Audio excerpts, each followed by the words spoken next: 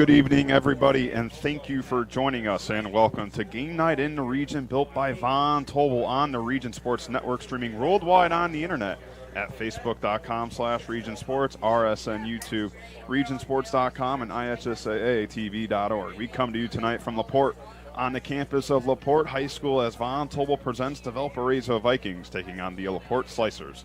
I'm Jack Thiel. I'll have the play-by-play for tonight's game, and joining me with color analysis is Doug Nelson. Doug, got a great game on hand. Both teams coming in at 1-1.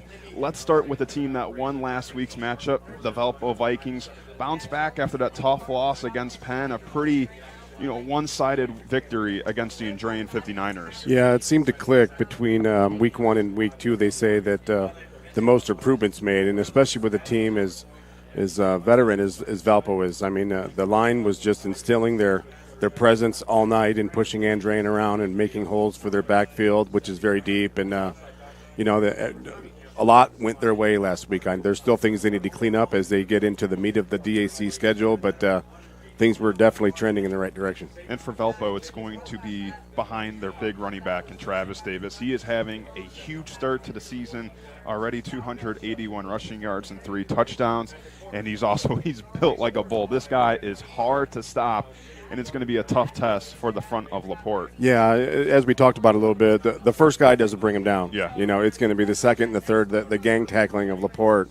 The linebackers are really going to have to step up and get a piece of them. But, we also talked about the depth of the Valpo backfield. They got Tommy Berta and Gage Finley, who also stepped up and probably could be number ones on Absolutely. Other teams. Yeah. So the depth, along with the size of their offensive line, that's a good recipe for a good run into toward Indy here in a few months. And we talk about Davis, but you also have to watch out for their quarterback, Justin Clark, to run the football. Although he can throw it here and there, he's also a threat with his legs. So I think for Valpo, we're going to get a healthy dose of the run game tonight. I think, and Justin Clark, I think he's a grinder. He's a great leader. He's just a winner. If you look back at the state championship last year, he made a lot of ad-lib plays, just running and making things happen and keeping plays alive. So those are the kind of guys that you want in your program, and especially as a captain and as your QB1. And let's go to the LaPorte side of things. They lost to Lowell last week, so they come in this matchup 1-1. And you don't see this very often. They're led by a sophomore quarterback, and Aiden Penzel. Well, with any sports, with youth comes, it could be a really good day or a bad day. Absolutely. And he's a sophomore, and there's a big difference between a 15-year-old kid or an 18, 19-year-old kid. So he's getting thrown into the fire, and he's doing a great job so far. And what better way to learn than to be against the rough DAC conference? Yeah, absolutely. We talk about Valpo, who, if they're going to win tonight's game, it's probably going to be on the ground. But if LaPorte wants to win today's game, it's probably going to be through the air. I mean, they run a spread offense, not really a tight end, 4 receivers line up. And it's been almost all of them have been getting in the action. But so far, it's been Keegan Henkel, who's been the guy, the junior, 11 receptions, 83 yards, and 1 touchdown. It seems like for LaPorte, they can try the run. It's going to be a little hard just because of how big LaPorte, or I should say Valpo, is. But you have 4 receivers who can make plays for the Slicers. Well, when you know that the pass is coming, like you're saying, 75% of the time, you can kind of pin your ears back on the line. Yeah. You're going after the quarterback. So they have to run every once in a while, maybe a little draw, a little counter, seal somebody, seal a line, or, a little twist. But, it's interesting to me to see how the game's evolved. And I'm the old guy here.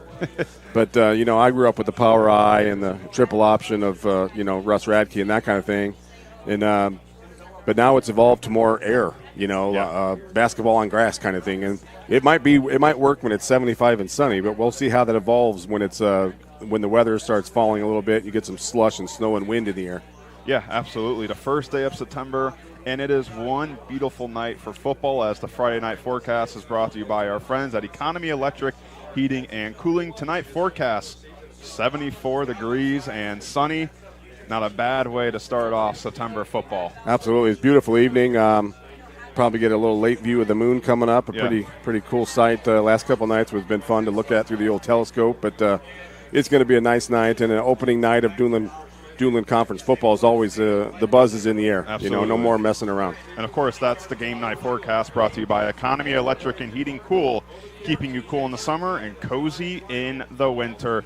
We're almost set to get underway here. Both teams have made their way out on the field, and we'll take a quick break and be right back to let you know about those starting lineups, those Gladish Law Group starting lineups. But just a reminder, as you're watching Game Night built by Von Tobel on the Region Sports Network, the only game in town.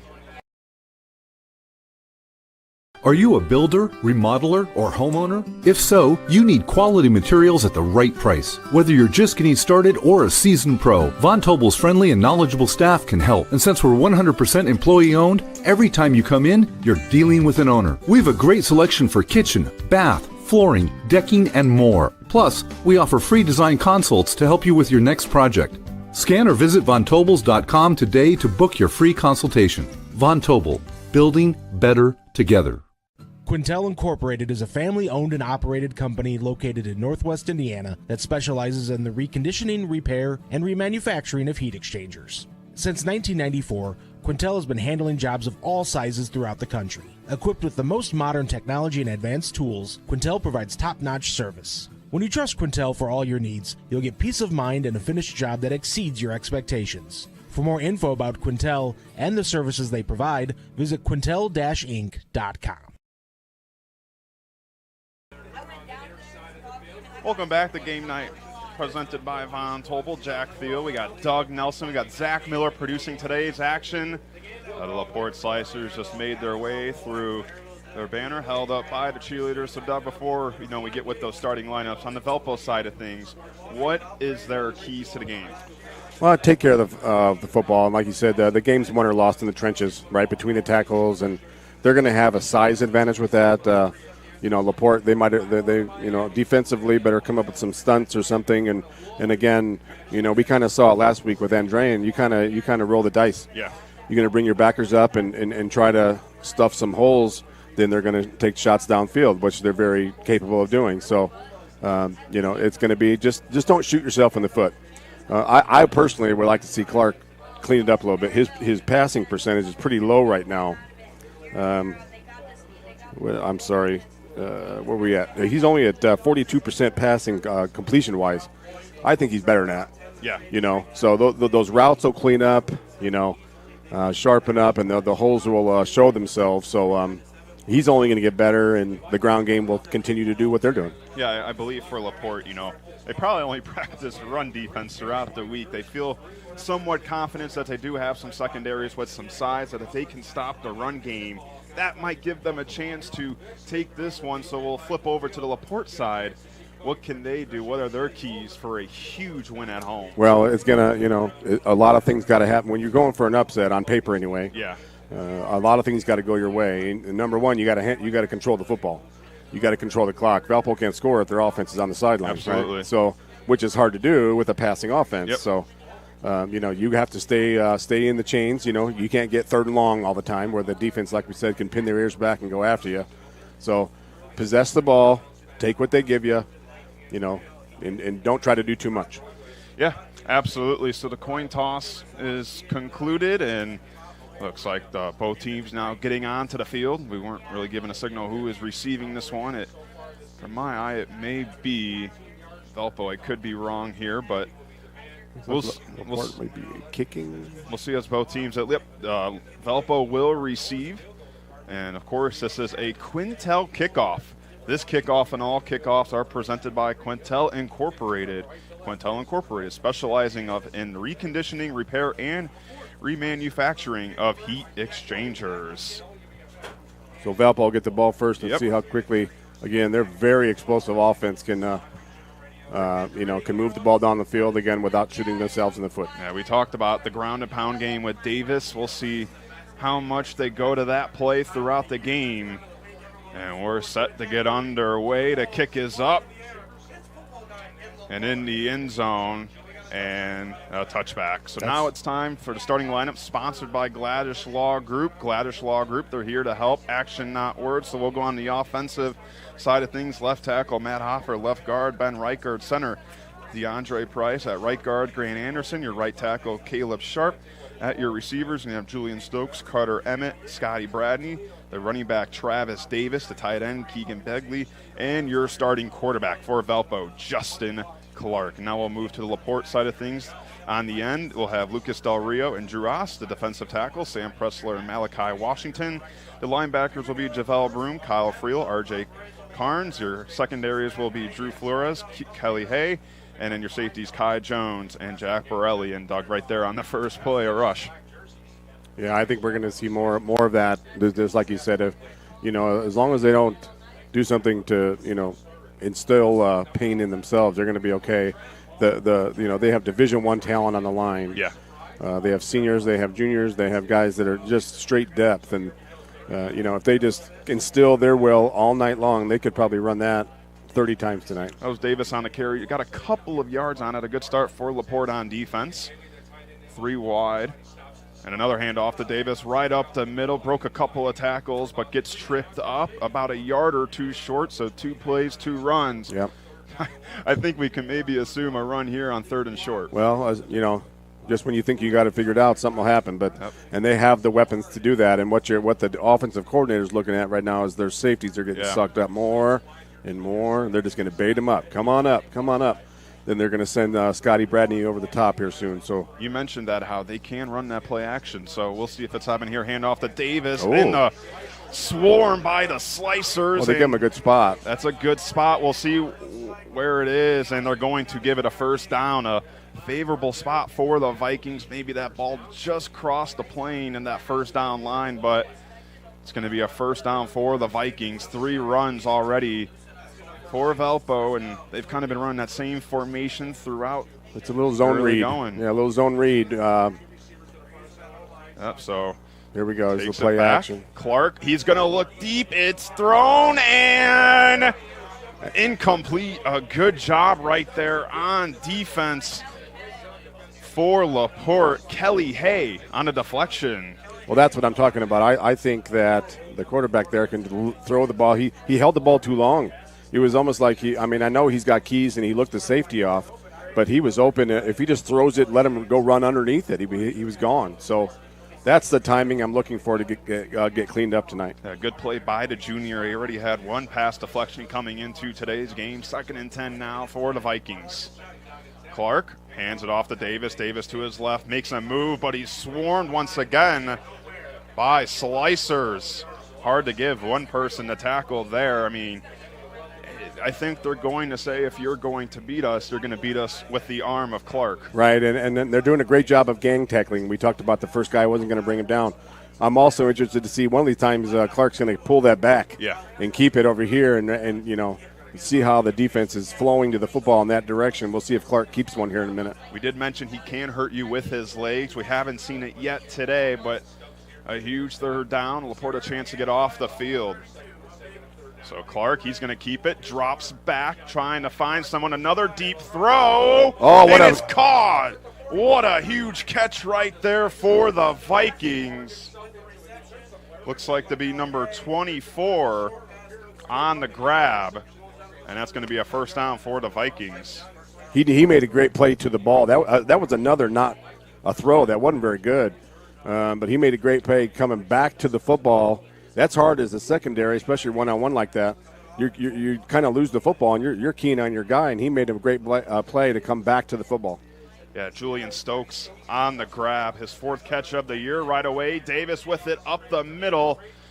And a good job by the defense of LaPorte. Only about 2 to 3 yards on the gain.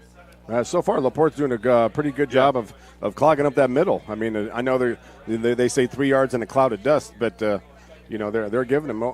Last week it was 5 or 6 yards a pop. Yeah, we've seen on both of those pass plays it was a one-on-one, battle right there. So they've been able to get the matchups they want in Valpo, but LaPorte's doing what they want to do is stop the run game. So, for so far it's really been the arm of Clark keeping this drive alive.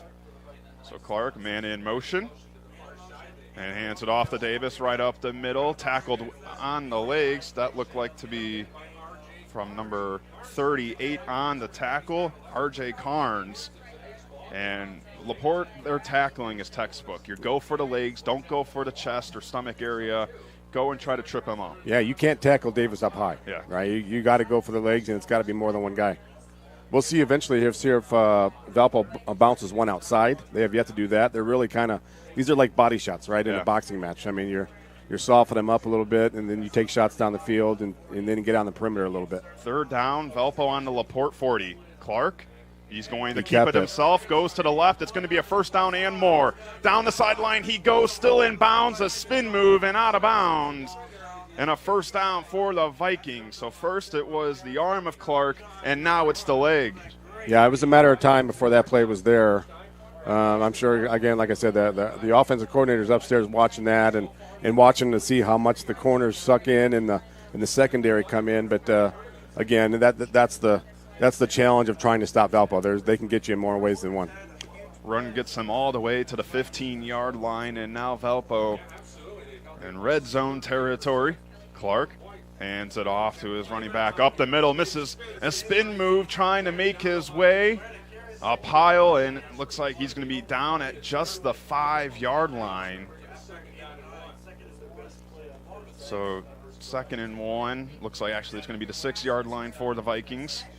Yeah, last week in the red zone, it was a whole lot of Davis. Yeah. And again, and then Clark can then pull the ball out and run it around, and he's watching that defensive end, seeing if he's going to step in or commit to Davis. Well, it'll be hard to see if Valpo changes their usual red zone offense, but time will tell. Handoff to Davis, goes to his left, untouched, and a touchdown for the Vikings. Travis Davis, number 4 on the year, and on the first drive, the Vikings put points on the board. Yeah, when you're running around again, when you're running behind that line, and you got Holfirth over there on the end, Division I recruit, he just sealed him in. Yeah. You kind of turn your butt to the sideline and give Davis all the room over there, and the receiving core out there did a great job of blocking downfield. So it was the arm and legs of Clark that got him all the way down in the red zone, and Davis caps off the scoring drive. And here comes the extra point kick. It's up, and it's good.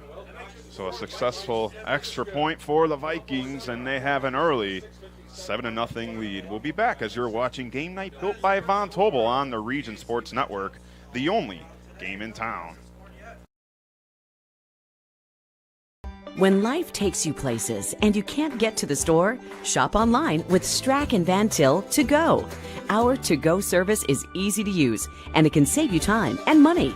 Once your order is in, our own Strack and Van Til team preps your order with care. For delivery or pickup, enjoy the convenience of letting our to-go team shop for you. Enjoy your special moments. Sign up online today at shop.strackandvantil.com. Hi, I'm Crowell Company's Lantern Man. I'll cover your motorcycle. I'll be with you on the water. I'll be with you on the snow. I'll cover your insurance needs wherever you go. I'll be at Crowell Agency from 9 a.m. to 9 p.m. As Crowell Company's Lantern Man, I'm your insurance superhero. Crowell Companies, the insurance professionals in Highland, Maryville, and Michigan City. Some see a student. Welcome back as Von Tobel presents Game Night in the Region right here on the Region Sports Network. Jack Field, Doug Nelson, Zach Miller producing. Valpo with an early 7-0 lead, a touchdown from Travis Davis. So LaPorte will get the ball for the first time tonight. And there's the kickoff. It's going to be a touchback as that kickoff, and all kickoffs are presented by Quintel Incorporated. Quintel Incorporated specializing in the reconditioning, repairing, and remanufacturing of heat exchangers.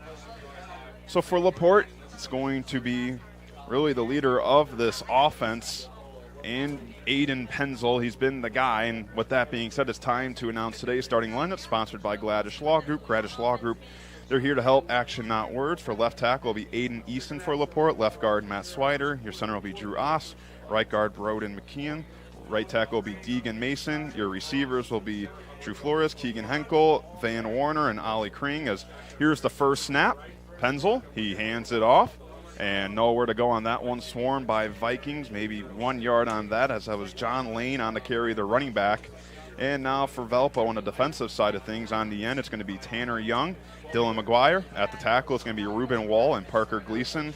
Linebackers will be Ty Veen, Sammy Ampiliotis, Alexander Corning, and Tommy Ampiliotis. And your secondaries will be Tyler Van Scher and Tice Morris. Your safety will be Jacob Moore. So second down, Penzel throws it in the middle and fits it in. A nice catch made right there.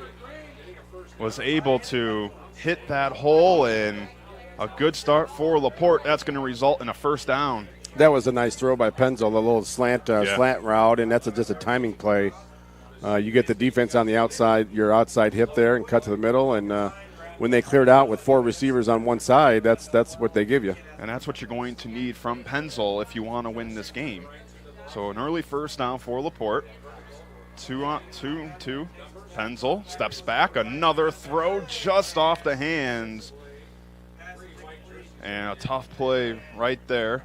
Was under pressure and just couldn't bring that one down. That was Kelly Hay on the receiver, but second down now for LaPorte.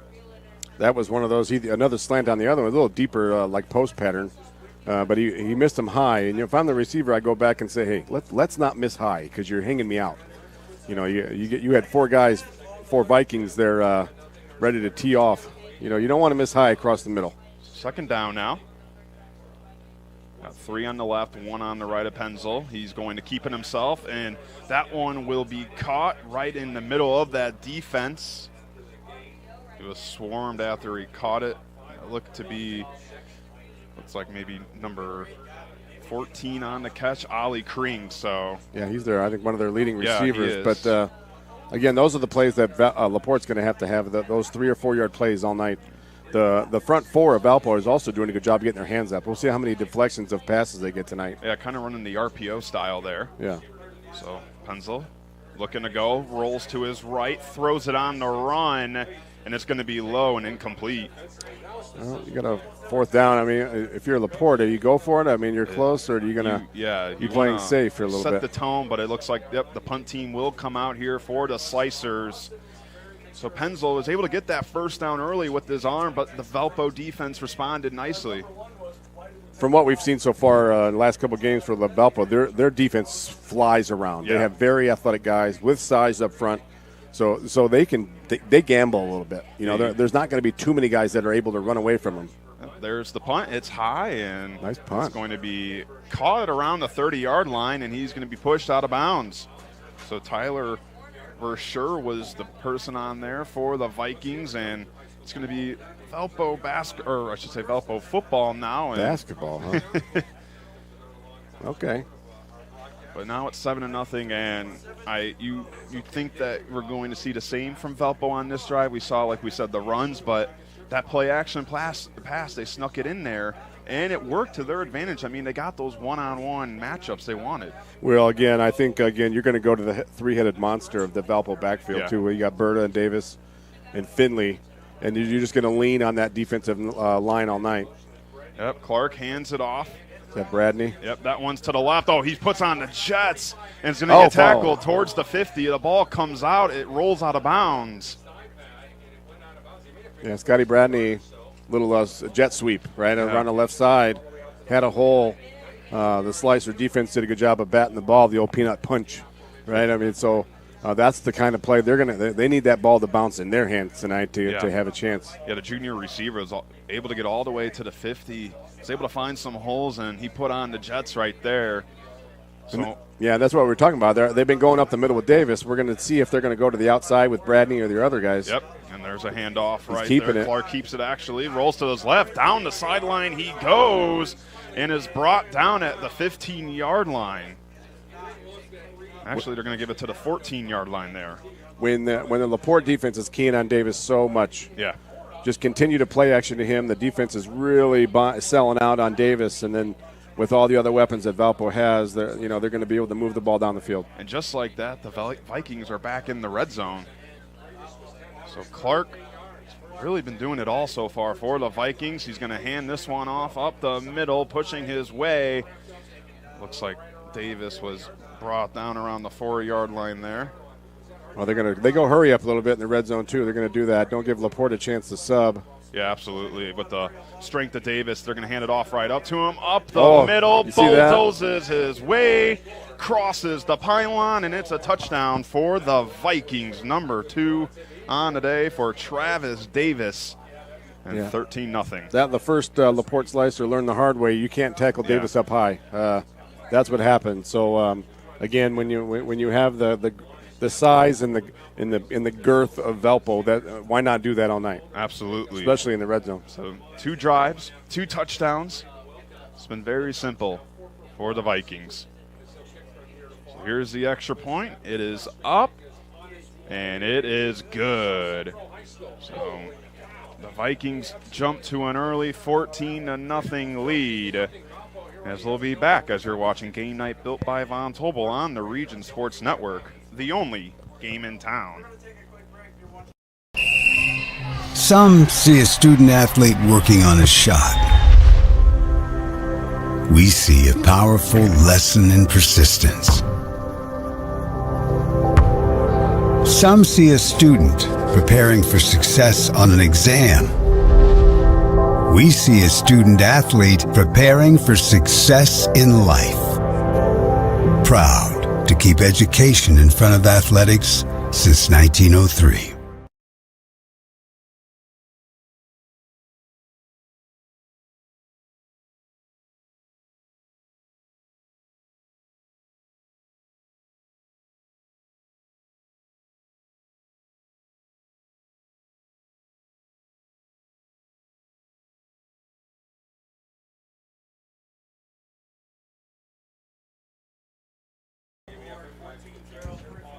Hello, everybody. Welcome back to Game Night Built by Von Tobel here on the Region Sports Network. The Valpo Vikings lead the LaPorte Slicers 14-0. Jack Field, Doug Nelson, Zach Miller producing today's action. As we're about to get underway here with a Quintel kickoff. And, of course, this one and all kickoffs are presented by Quintel Incorporated. Quintel Incorporated handling jobs of all sizes throughout the country since 1994. This one will be returned by the slice.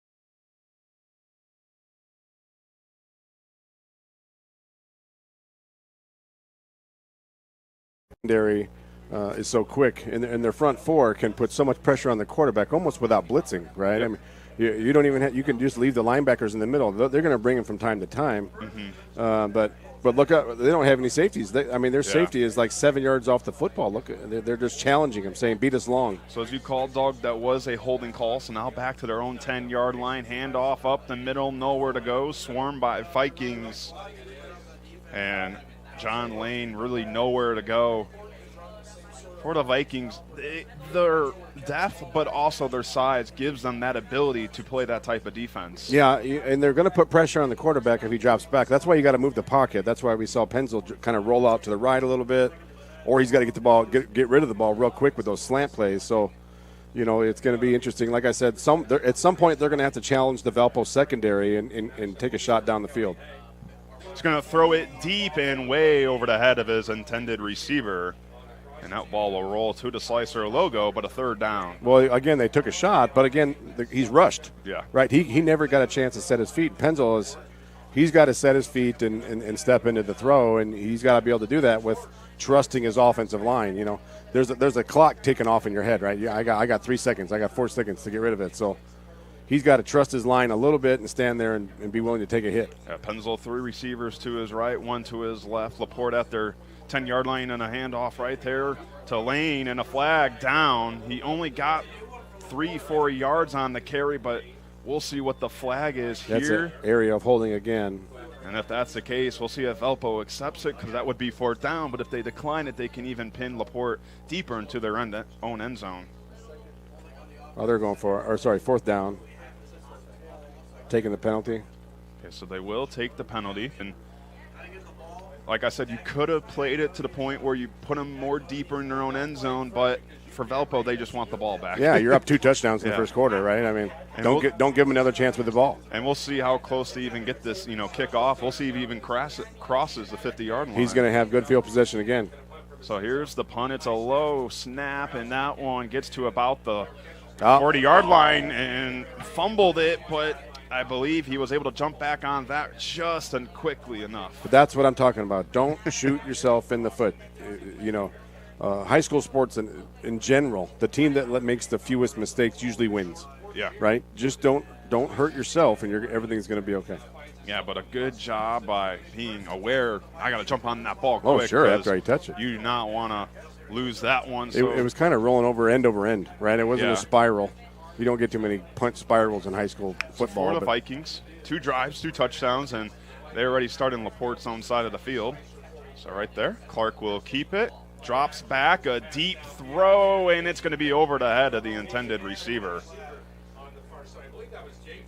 I do like, though, how he gave his receiver a chance. It wasn't short. And it looks like we might have a flag here down near that sideline on the left side, near the Valpo side, kind of where that throw was thrown. Right, and maybe his throw was where the receiver would have been had he been not hold. The officials discussing this one, and it seems like that is the case. The Valpo offense has, gone to where the first down area is, but they might be going back now. We haven't got the call on here. Yeah. Move up a little bit, and that is going to be an automatic first down for Valpo.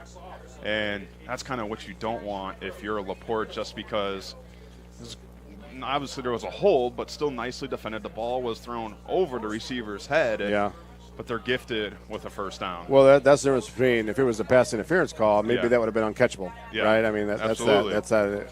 But it's with holding, it's different because you would never know. It's that weird spectrum in football where if the ball's thrown way over the receiver's head, does he actually catch up? There was no holding or interference, so we'll see. Clark drops back again, takes his time, deep throw over the middle, and just misses his receiver. Incomplete. Took a shot to the end zone. Again, I think this is at the point it might be where the Valpo, offensive coaching staff are like they're just trying with some things, right? They're trying things out. They're putting things on film. But I think they need to get Clark rolling with his timing and his routes and that kind of thing. And that's what I think. He's better than what he's been the last couple of weeks. Yeah, and then when you're up 14-0, you have the luxury of doing those types of things. And when you have Davis in the backfield, you could always hand off and get 5 yards. Absolutely. So 2nd and 10 on the 33. Clark keeps it, throws it to his receiver, and a miss right there. Oh, what a play. Goes to his right, is brought down at the 20-yard line on the catch with Scotty Bradney. We keep talking about him. He had that jet sweep play, and right there, a little screen pass, and it was a one-on-one type of play. He could have been brought down at the line of scrimmage, but the shiftiness and speed gives him a first down at the 21. And then that's the like I said, you pick the poison. And right, going to throw it. A flag was thrown, but this one crosses a spin move and runs to the end zone. It's going to be. That could be maybe a lot of things over there. That could be false start, illegal procedure. I don't know if he got in, though. They did not signal a touchdown. He might be down at the 1.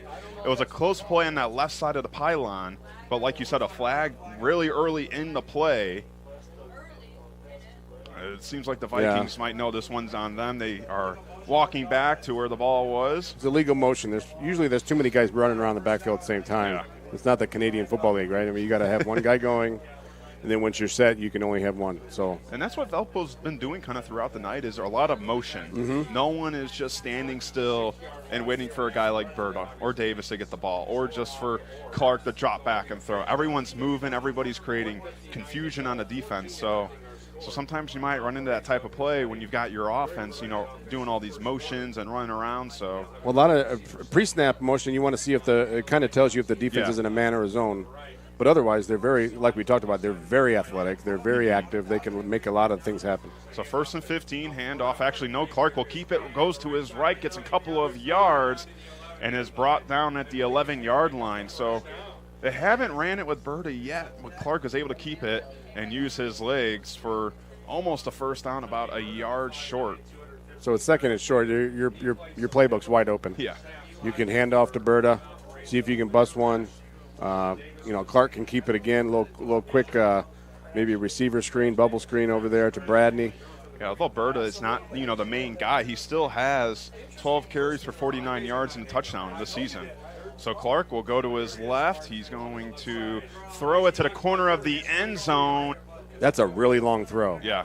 Rolling to your left, and you started at the near hash, rolling to the far hash, to the deep corner. That's a long throw, especially rolling to your left. You might want to see him get set and square his shoulders and throw it. But, again, that might be one of those things they're just working on right now. Yep, 3rd and 1 at the 12-yard line. Still Berta, the running back for the Vikings. You've got 2 receivers out there. And hands it off to Berta, rolls to his left and brought down just in front of the 5-yard line. Looks like that might be the 7-yard line, actually. But it is going to be a Valpo first down, and they continue to drive. Yeah, again, that's that play that you can get 3 or 4 all night. Yeah. And when the other stuff right now, again, I think they're tinkering with. They're working on routes. They're working on footwork and, and getting his line. Again, he's got a lot of time and to make this. Got 2 receivers on the right of him. Actually, now Bradney in motion, and right there a little touch pass to Bradney. Rolls to his left on the side, dives. And he got it. A touchdown for Scotty Bradney, the little jet touch pass. And the speed of the senior helps him get his 3rd touchdown of the year. That was some speed and quickness, being able to turn the corner. I thought the LaPorte, they kind of run him out, strung him out to the sideline, but he was able to turn the corner, and he didn't have far to go anyway, so that was great effort by the young man. 3 drives, 3 touchdowns. We'll see if the extra point is good here, as it's 20-0 at the moment. The Vikings have dominated here early.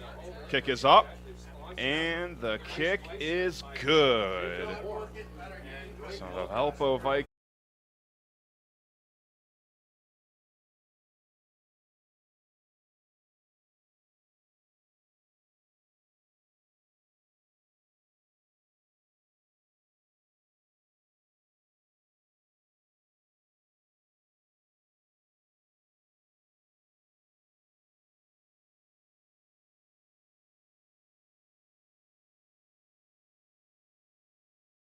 You'll earn a debt-free college degree, earn while you learn, and receive great benefits like healthcare and retirement.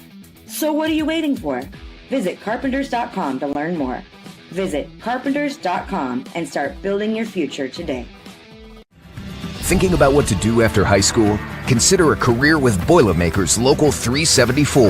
As a Boilermaker apprentice, you'll earn while you learn. We offer excellent wages and benefits, and as part of our no-cost hands-on apprenticeship program, you'll learn from the best in state-of-the-art training centers and on the job. Become a union Boilermaker and get on your way to a great career. Find out more, visit www.local374.org or call 219-845-1000.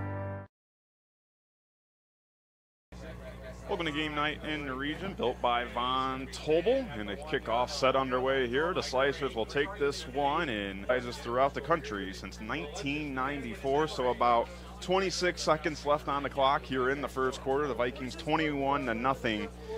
Doug, when you're kind of in that spot where there's still a lot of football left, but you don't, it's tough to come back from this. What do you want to see from LaPorte? Again, you got a sophomore quarterback. You're growing. You're developing, so you just want you want to compete, of course, for 4 quarters. But again, this is a work in progress, and like we talked about last week, game reps you can't replicate in practice. So make the most out of it. Absolutely. So 4 receivers out for Penzel. He's going to hand it off the lane. Lane to his left, broke a tackle, and about 5 yards short of the first down. But for the first time since that first drive by the Slicer, a positive play. And with 12 seconds and ticking on the clock for the Slicers, that could have been the last play here in the first quarter. Yeah, again, that was a nice job there by the running back and the line. Fedorchak from Valpo was in for the tackle, but just a really nice job of the running back there to be patient, right? He kind of bounced it outside a little bit, and that's a good run for Valpo. Absolutely, and LaPorte. The clock hits 0, and that's going to be the end of the first quarter. So we're going to go to a break and take you to the start of the second quarter as you're watching Game Night built by Von Tobel on the Region Sports Network, the only game in town. Growing up in Northwest Indiana, I am proud that my family's been doing business here for nearly 100 years, which started with my grandfather, John Gladish. Over my career, I've witnessed families being torn apart by the negligence of others, and everything from unguarded openings at construction sites to reckless driving on our roads. Our experienced attorneys, paralegals, and staff know that insurance companies and their lawyers will go to great lengths to avoid paying compensation. Do not waste your one and only... Hose Connections in Hammond has been a premier leader in the hydraulics industry. Hose Connections is a one-stop shop offering quality hydraulic and pneumatic products and services. Hose Connections takes pride in not only meeting but exceeding customers' expectations. To learn all about the products and services that Hose Connections offers, visit hoseconnectionsinc.com or call 219-844-6570. Hose Connections in Hammond, proven under pressure.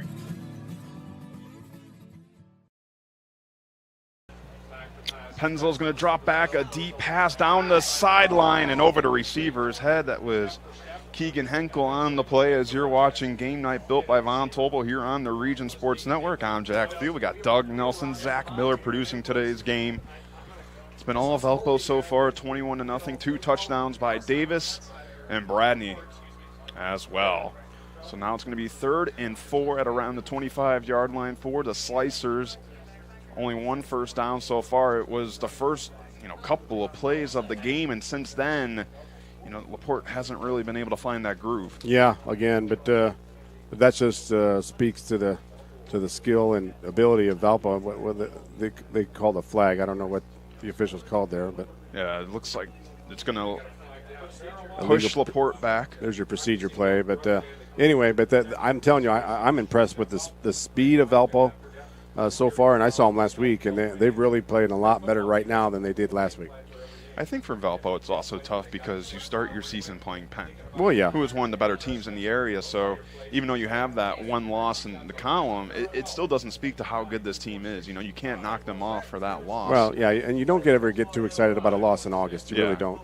So 3rd and 9 now on the 20-yard line. Penzel creating some room and just throws it to the Valpo sideline and away, and that's going to be 4th down now. Well, they got the third down marker now because they took that last penalty. Okay, yep, so now it's going to be third down. Yeah. But you talk about the schedule, like you said, Valpo and Penn have been going back and forth, and Penn's got a very, very good team this year in 6A, and, who else would you rather play? You got to find out what you need to work on. State champion, everybody's walking around, hey, you're doing so good, you know, you're going to win it again, it's going to be easy. It's not easy. Nope. It's never easy. So to bring the players back to reality a little bit, that's kind of a coach's dream. It's 3rd and 9 now on the 20-yard line. All 4 receivers on the right of Penzel. Penzel's going to drop back, has to throw it quick, and it's picked off by the Vikings. Oh, no, he dropped it. Wow, hit him in the chest. Hit him in the worst spot, right between the 3 and the 2. Those are the ones you dream about. That's practice right there. Those are the ones that are like, well, Maybe it caught him by surprise. This is easy. Oh, yeah, with the arm of Penzel, you probably aren't expecting it to come right to you. Yeah, hit him right in the chest pad. So here's the punt now. That one gets some length on it, just past the 50-yard line on the 40. Caught here we go. Goes got to some the room. left. A couple of blocks, passes the 50-yard line, breaks a couple more tackles, and is brought down at the LaPorte 45-yard line. A good return right there for the Vikings. Look to be number 14 on the return.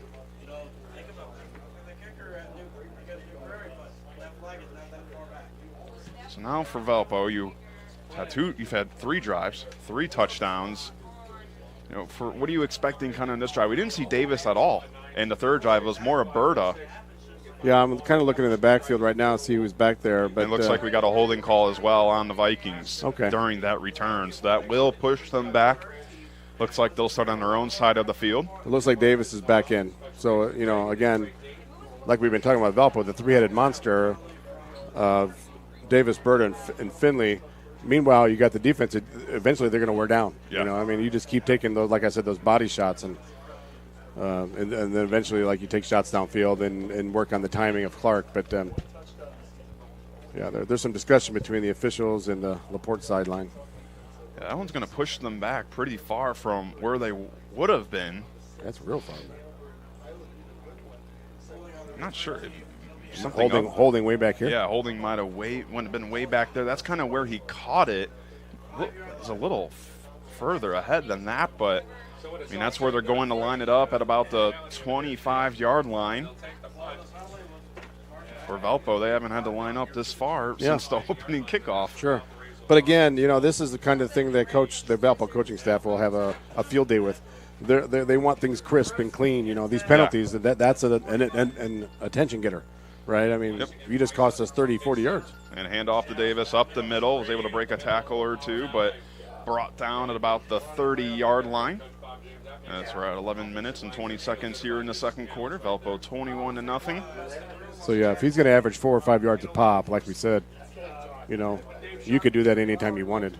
Yeah, if you run it, it's a first down every time. I mean, if you run it for 3 plays in a row, you're going to get the first down. So, 2nd and 5. It's Friday night. I'm not good at math, but I think you're right. Clark's going to keep this one, rolls to his right. Now a little move to the left. He will get the first down and about a yard more. And for Valpo, it's basically they're going to run the ball. But if you're going to make them throw the ball, they will do that. Well, you see the offensive line is just pushing the LaPorte defensive line, 3 or 4 yards back. Yeah. The running back's not even touched until, he's 3 or 4 yards up. Clark keeps it once again to his right, breaks a tackle, and is able to get some positive yards on that play. Kind of nowhere to go, but the shiftiness by the quarterback gets about 3 yards, and looks like it's going to be about a gain of 4, so now 2nd and 6 at the 42-yard line. I actually thought the LaPorte secondary did a pretty good job of turning that back in. He tried to get around the corner, and the safety in the corner turned him back to the middle to allow his linebackers to pursue. So that was a nice job by the LaPorte defense. I kind of took their time after that play. So Clark hands it off to Davis. Davis to his left, and there are the Slicers swarming him. But the strength of Davis able to muster about 2 yards on the play. I mean, he was stopped at the line of scrimmage, but able to, lunge forward. Yeah, about the 5th guy. He makes the defender pay. He's the one inflicting the contact, not the defense. Well, including this game, he has 5 touchdowns this year, so he is the guy for Valpo. So Clark gives it to Davis once more, goes to the right side, and brought down just behind the first down marker. 4th down. Oh, they give it to him? It looks like that. No, he's going to be right there. And here goes Valpo very quickly. 4th and 1. They're going to sneak it. And a QB sneak. Clark holds on to it, pushes his way forward. And that appears to be a first down. And LaPorte coaches might think differently. We'll see how they line it up. No, that's a first down. That was no question. Yep, it's going. The line marker is already moving on the other side. And that's going to be a first down for the Vikings. And just about crossing, or just behind, I should say, that 50-yard line, still on their own 48. About 8:40 to go here in the second quarter. Kind of see Valpo taking more of their time. Yeah, why not? This drive. The first 3 drives, they were pretty quick. A lot of motion, a lot of no huddling. Here they've, kind of got up and kind of walked around and waited for their play. Clark drops back, got a lot of time.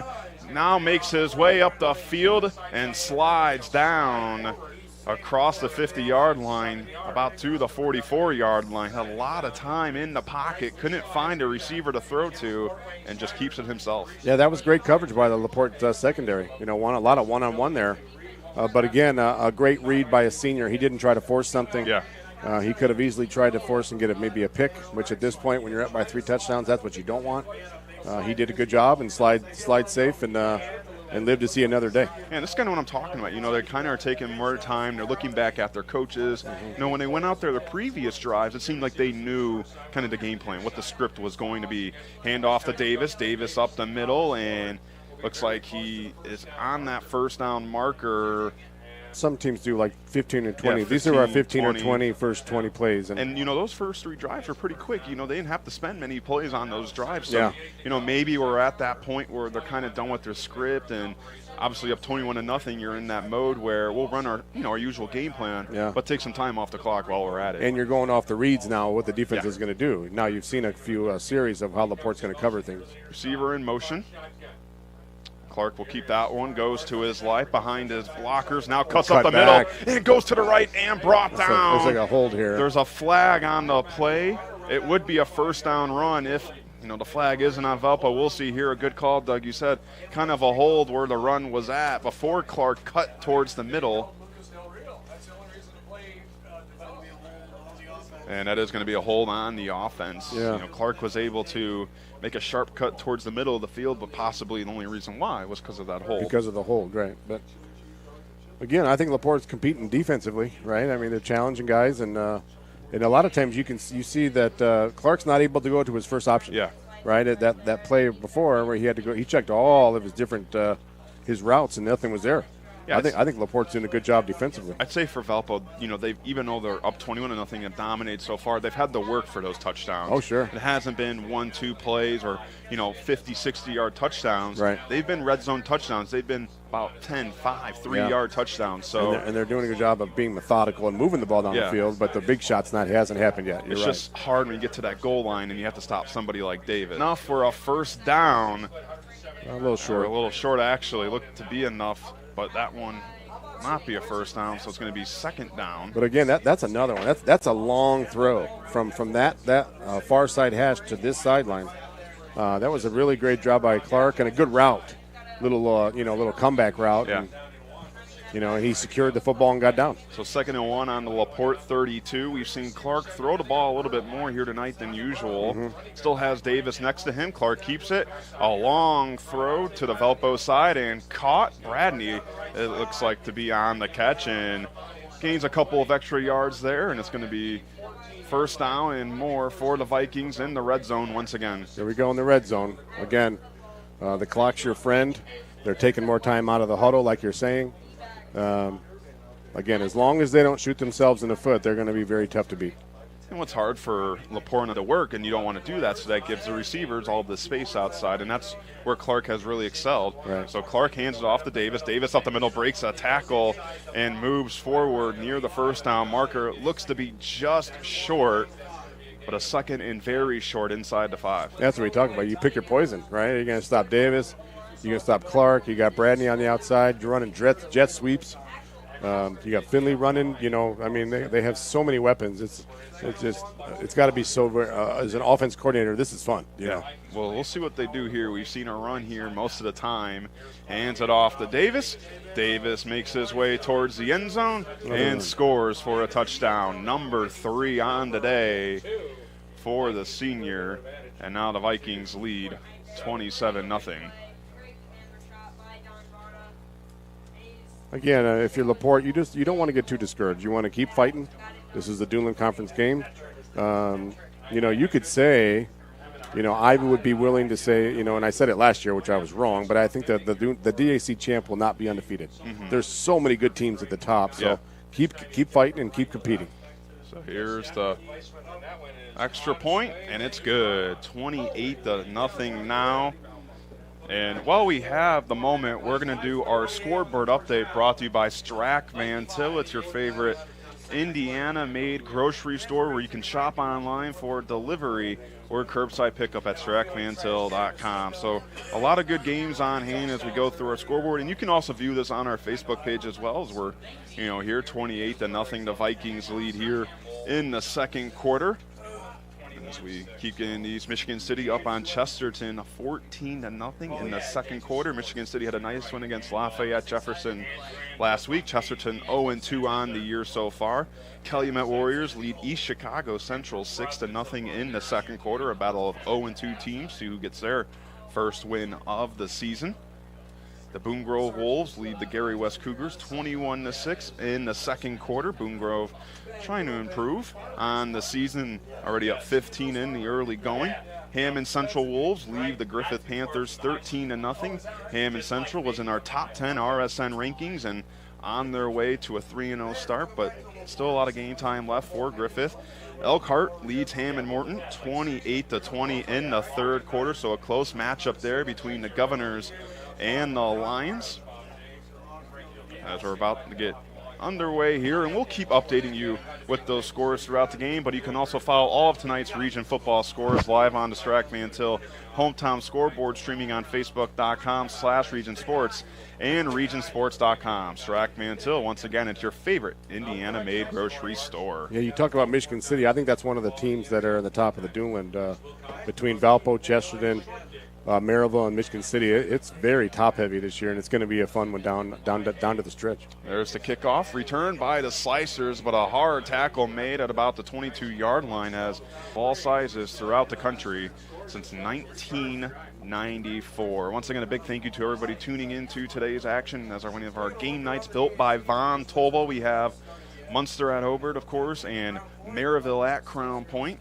This is one of 3 games. Once again, game nights built by Von Tobel. You can view on our website, RegionSports.com, or our Facebook and YouTube pages. So 28 down, 28-0. Pennsville will hand it off to their running back and swarmed right there by the Vikings.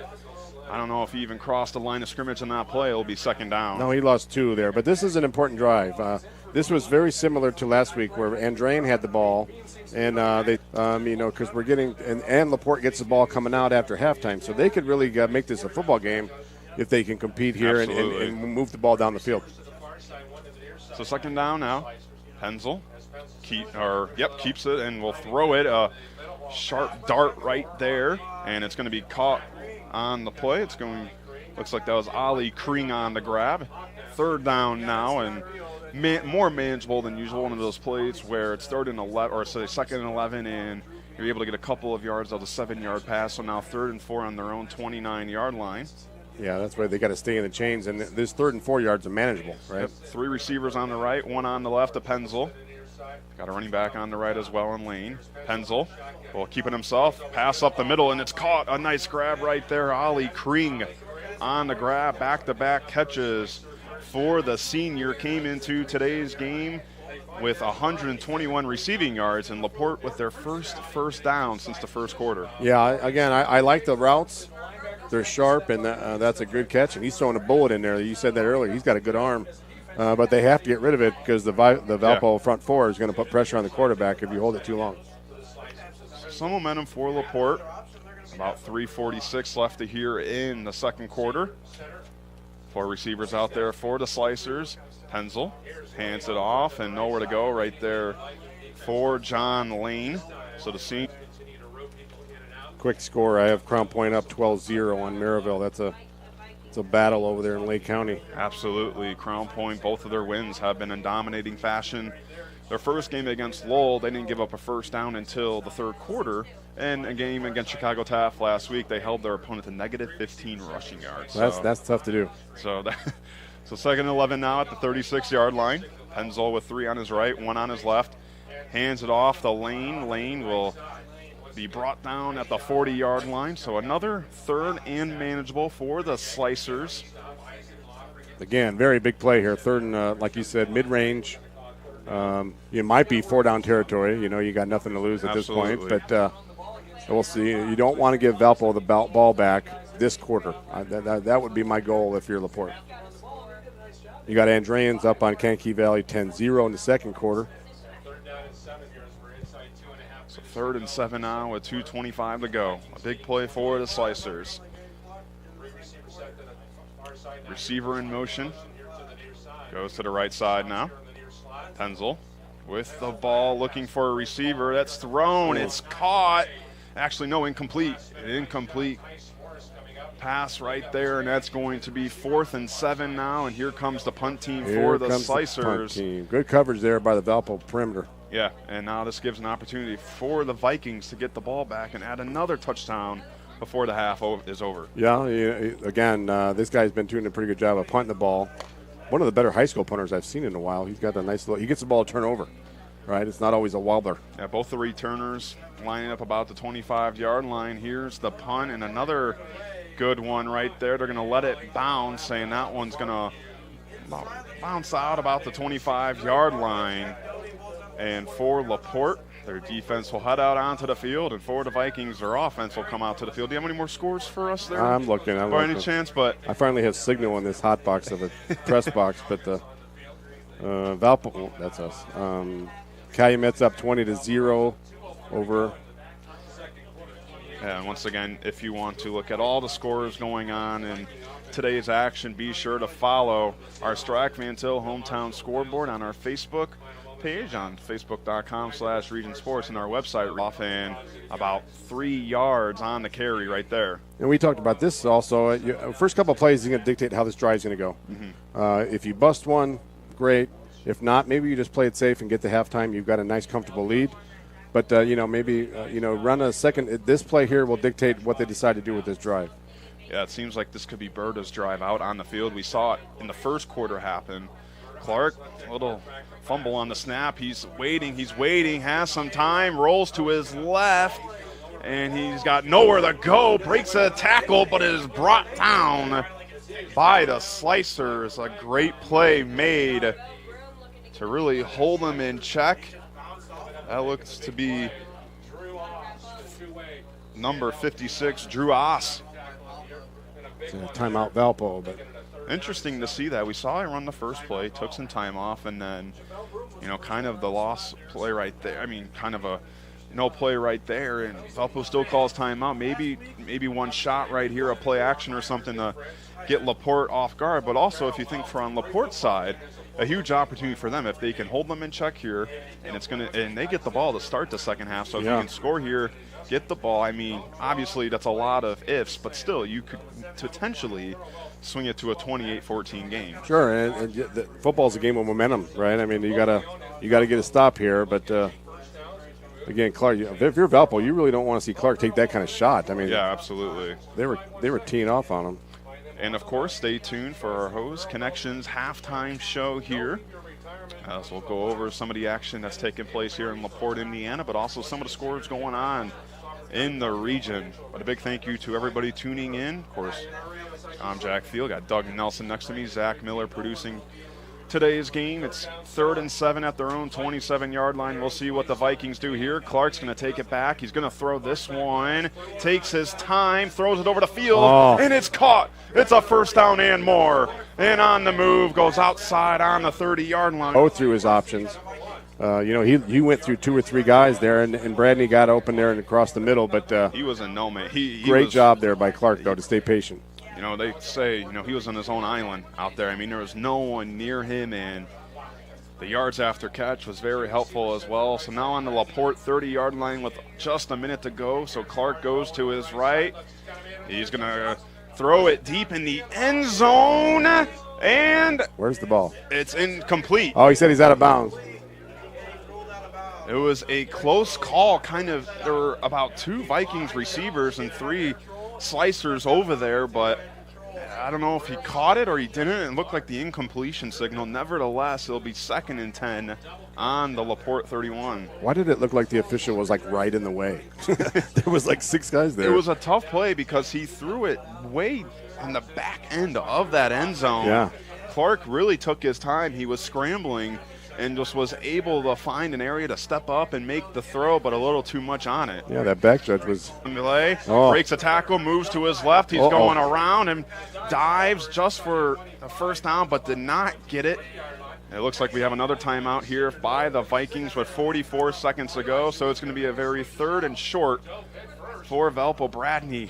He's got some moves. Yeah, it's the Dance Dance Revolution game. That looked like you right there, that. Jack. Oh, me, I don't know about that. I would have broke both of my legs. I was going to say, if that was me, I would have been laying on the ground right when I caught it if I made it. But a good play by Bradney. He's kind of, if you want to go to the NFL comparison, he's kind of got like that Tyreek Hill role. He's got that short pass game, but, it doesn't feel like that when he has the ball because he can make you miss in an instant. So, Bradney, a good job by him. He was really, it was only about a 4 or 5 yard catch, but honestly, he probably ran about 20 yards on that play. But it'll be 3rd and 3 on the LaPorte 24, 44 seconds to go. So obviously, with Valpo only having 1 timeout left and only 44 seconds to work with, could we expect a run by them, or do you think it's going to be just a pass game forward? I don't know. I think the playbook's wide open, because in high school ball, the clock stops with the first down. You can reset. You can snap, spike the ball if you get it. I think it's wide open here. Oh, Clark drops back. He's There going to it is. run up forward, and Justin Clark takes it himself. And the 5th touchdown here in the first half for the Vikings. You know, we talked about in our pregame, yeah, he is the quarterback, but he can hurt you as much with his legs than anything. Well, again, that might have been a called draw. That looked like a called play, but he still makes great moves and makes guys miss. He doesn't go down by the first contact either. He's a big kid. So 34-0. Here's the kick. It's up. And it's good. 35-0. We'll keep it right here just because we have 32 seconds to go. And once again, a big thank you to everybody watching tonight's game as you're watching RSN Game Night presented by Von Tobel. Von Tobel, building better together. Your local building material supplier and design center. Visit vontobel.com to find out more. And once again, when this first half ends, we'll take a break, but then we'll go straight into our Host Connections halftime show. We'll go over what we've seen so far here in the first half and update you with a couple of scores on our Strack Van Til hometown scoreboard. We'll go over the humidity in this press box. Well, although it is hot in this press box, it is a beautiful September night here, the first day of September. And I don't know about you, Doug. September is probably my second favorite month. I love the summer, but September, the weather is still nice, you know, kind of where you wear a sweatshirt still, and the start of football in terms of college and the NFL. Yeah, So I like the normally cool evenings and, you know, maybe a campfire. And there you go. But not necessarily the case here this evening in the press box. Do you like to cook some food over the campfire? Or? I'm a hot dog guy. Okay. I keep it simple, Jack. Do you keep it in there for a while, or do you are you? I'm a burn it. You're burn it. All right, so you're gonna wait till it's on fire. It will be on fire. All righty. Marshmallows as well. All right. I'm a double s'mores guy. Okay. You don't do one. Man, you're really making me hungry. Yeah. You just come here, you do that, and come in here and sweat it off. You might make me stop at Strack Van Til and grab some groceries on good the way night home. for not a forest fire, a campfire. So here's the Quintel kickoff. That one handled by the Slicers, caught and trying to find some room. Kelly Hayes is brought down near the 20-yard line. Of course, that kickoff and all kickoffs are presented by Quintel Incorporated, specializing. Same thing, but 35-point lead in the second half gets you a running clock. You're taking my words. I'm sorry. Oh, no. You got me thinking s'mores, Jack. I can't help it. But 25 seconds to go, 3 timeouts left. Are you hoping LaPorte just shows some sign of effort to try to get some points on the board here? They're going to show great effort no matter what. But if it's me, I'm going to run the ball up the middle here and let's get to the locker room and regroup a little bit. Well, Penzel does have 3 receivers to his right, 1 to his left. See what they do here. Aiden Penzel, it's been a kind of a rough game for him so far. He's going to throw it deep on the first play and dropped again. See, that's why I say run the ball at the middle. You absolutely don't want to give Valpo the ball back right now. And that hit him right in the numbers again. The second time we've seen that here tonight, where it hits a Valpo Viking in the numbers and they just drop it. He got turned around a little bit. Let's say he lost it in the lights. Okay, Jack, let's go with that. Let's think about the s'mores. There you go. So you do get sticky fingers with s'mores. Maybe he needs some s'mores. 2nd and 10 now. I bet you Mike Zamia is eating s'mores back in the studio right now. What do you think? I don't know. So 2nd and 10. 20 over this man over the head. He had him. He's got to lead him down the sideline. And just out of bounds, he threw it near the far sideline on the Valpo Vikings side. 3rd and 10 now. Look, I'll just present this theory to you. You stop them here, whether it's incomplete or a run. You call timeout for Valpo. Do you try and get that ball back and work some magic? Well, let's see how this down goes. Because we have 14.9 seconds left here. It's 3rd and 10 for LaPorte. And if I've said it 2 downs ago, but if I'm LaPorte, I just hand the ball off and let's get out of here. I haven't done it yet. 2 pass attempts in a row. There we go. And that one's going to be handed off the lane, nowhere to go. And the time will tick, and Valpo will not call a timeout. And that's going to be it for the first half here in LaPorte, Indiana. All Valpo Vikings as they lead 35-0. Stay tuned as we'll be back in a little bit for our Host Connections halftime show. But you're watching Game Night built by Von Tobel on the Region Sports Network, the only game in town. Have you checked out Centier Bank's student checking account? This no-fee checking account is perfect for students and teens ages 14 to 24 and comes with all the features you need to succeed, such as a debit card, digital banking, and automatic deposit. Centier Bank can help you start establishing good spending habits today for your better tomorrow. For more information, visit Centier.com/student-checking or visit your local branch. If you are under the age of 18, your parent or guardian must also sign on the Centier student checking account. At the age of 25, your account will automatically convert to the Centier checking account. You must deposit $25 to open this account. This account is not eligible for overdraft advantage. Member FDIC.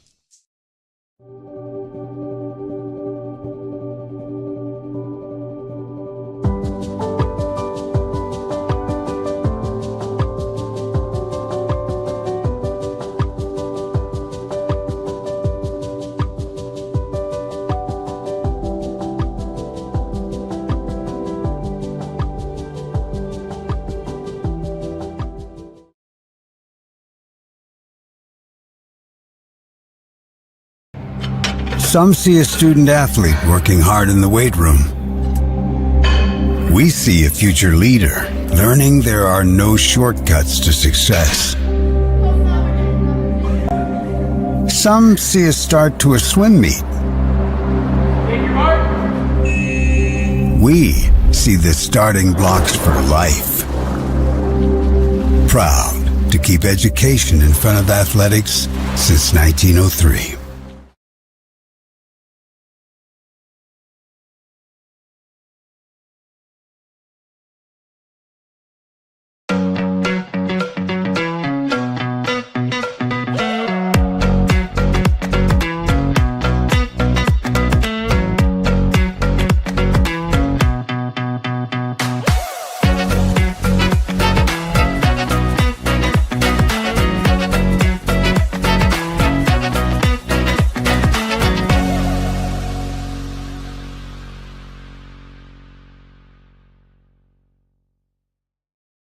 With electrical services from Economy Electric Heating and Cooling, you can radiate the perfect amount of light and energy into your home.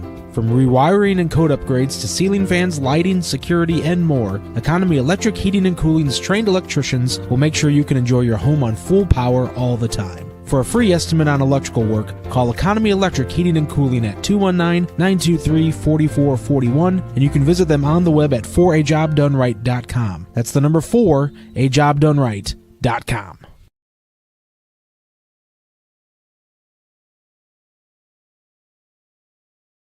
Develop skills that will last for a lifetime with an apprenticeship with the Bricklayers and Allied Craft Workers Local 4, Indiana, Kentucky. The apprenticeship and training program is committed to developing highly skilled bricklayers, terrazzo workers, and ceramic tile setters to provide the construction industry with the best hands in the business. If you are currently working non-union and want better pay with benefits, or if you think learning a new skill with a paid apprenticeship while you earn your associate's degree is the right path for you, visit baclocal4.org/training to learn more about the apprenticeship program. Are you built to succeed? Flip the switch, a light turns on. Press the button, machines and instruments come to life. Touch the screen, communicate with the world. Simple tasks, guaranteed results, every second of every day. That's the power of power. And that's the power brought to you by the NECA contractors and electrical workers of Local 531.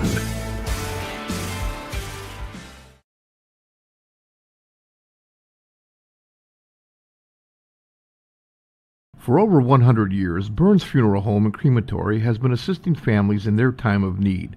Serving Northwest Indiana, the staff at Burns Funeral Home will help guide your family in creating a meaningful ceremony. From a simple to elaborate, to traditional or unique, the caring family at Burns Funeral Home will tailor a ceremony to fit your needs. And for your other loved ones, Burns Funeral now has a pet cemetery and crematory.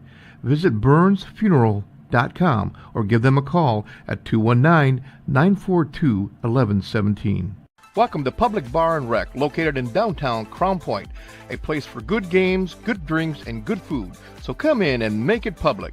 Try to survive zombie dodgeball, score a hole-in-one playing golf, or choose from over 13 multi-sport simulator games while fueling your competition with a variety of appetizers, entrees, and beverages.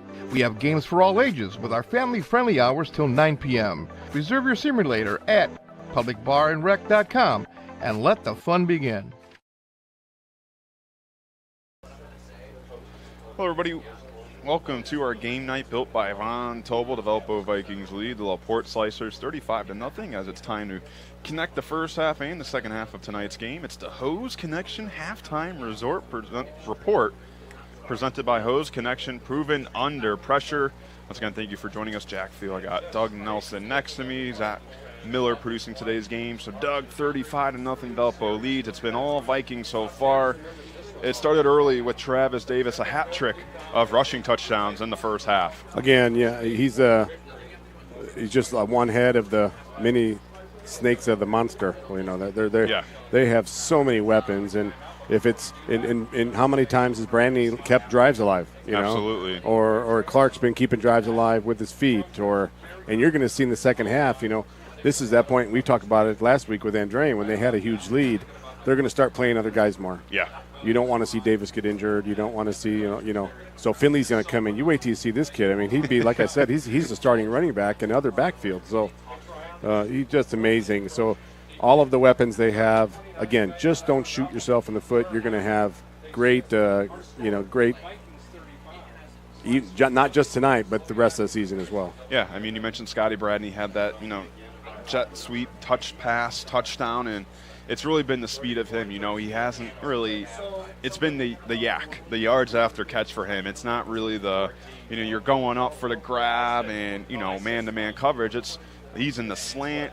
He's in the middle of the field. No one's paying attention to him. He catches it, and he gets an extra 20, 30 yards after that of the game here in that first half. It was a nice rushing touchdown for him. And, what's helped him, I believe, really have a great game is the O-line. They have really dominated – there, and for Clark, he's had all the time he wants. He's had the time to drop back, wait for his receivers to get open, but he's also had the time to look around the field and really scan where he can run. So, for the O-line for Valpo, they are really the ones, you want to talk about an unsung hero.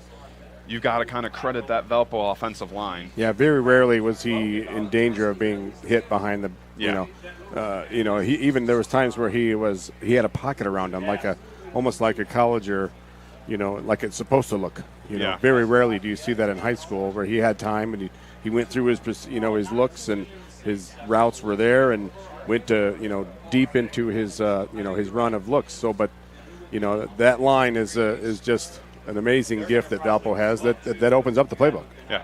So let's go to LaPorte's side of things. Obviously not where they want to be. For Penzel, he's had a couple of nice throws there, but deficit. You are going to come out and get the ball, to start the second half. What are you hoping to see from them in their first drive? I want to see a long, possessive drive. Let's see if they can go from the 20 down into their own, red zone and contain the drive and keep it going as keep the defense off the field. I mean, the LaPorte defense has been out there forever, and again, on a warm evening, that's going to wear you down. So I want to see a nice time-consuming drive, a little bit of mix, the little slant pattern they've been doing, the RPO. Yeah.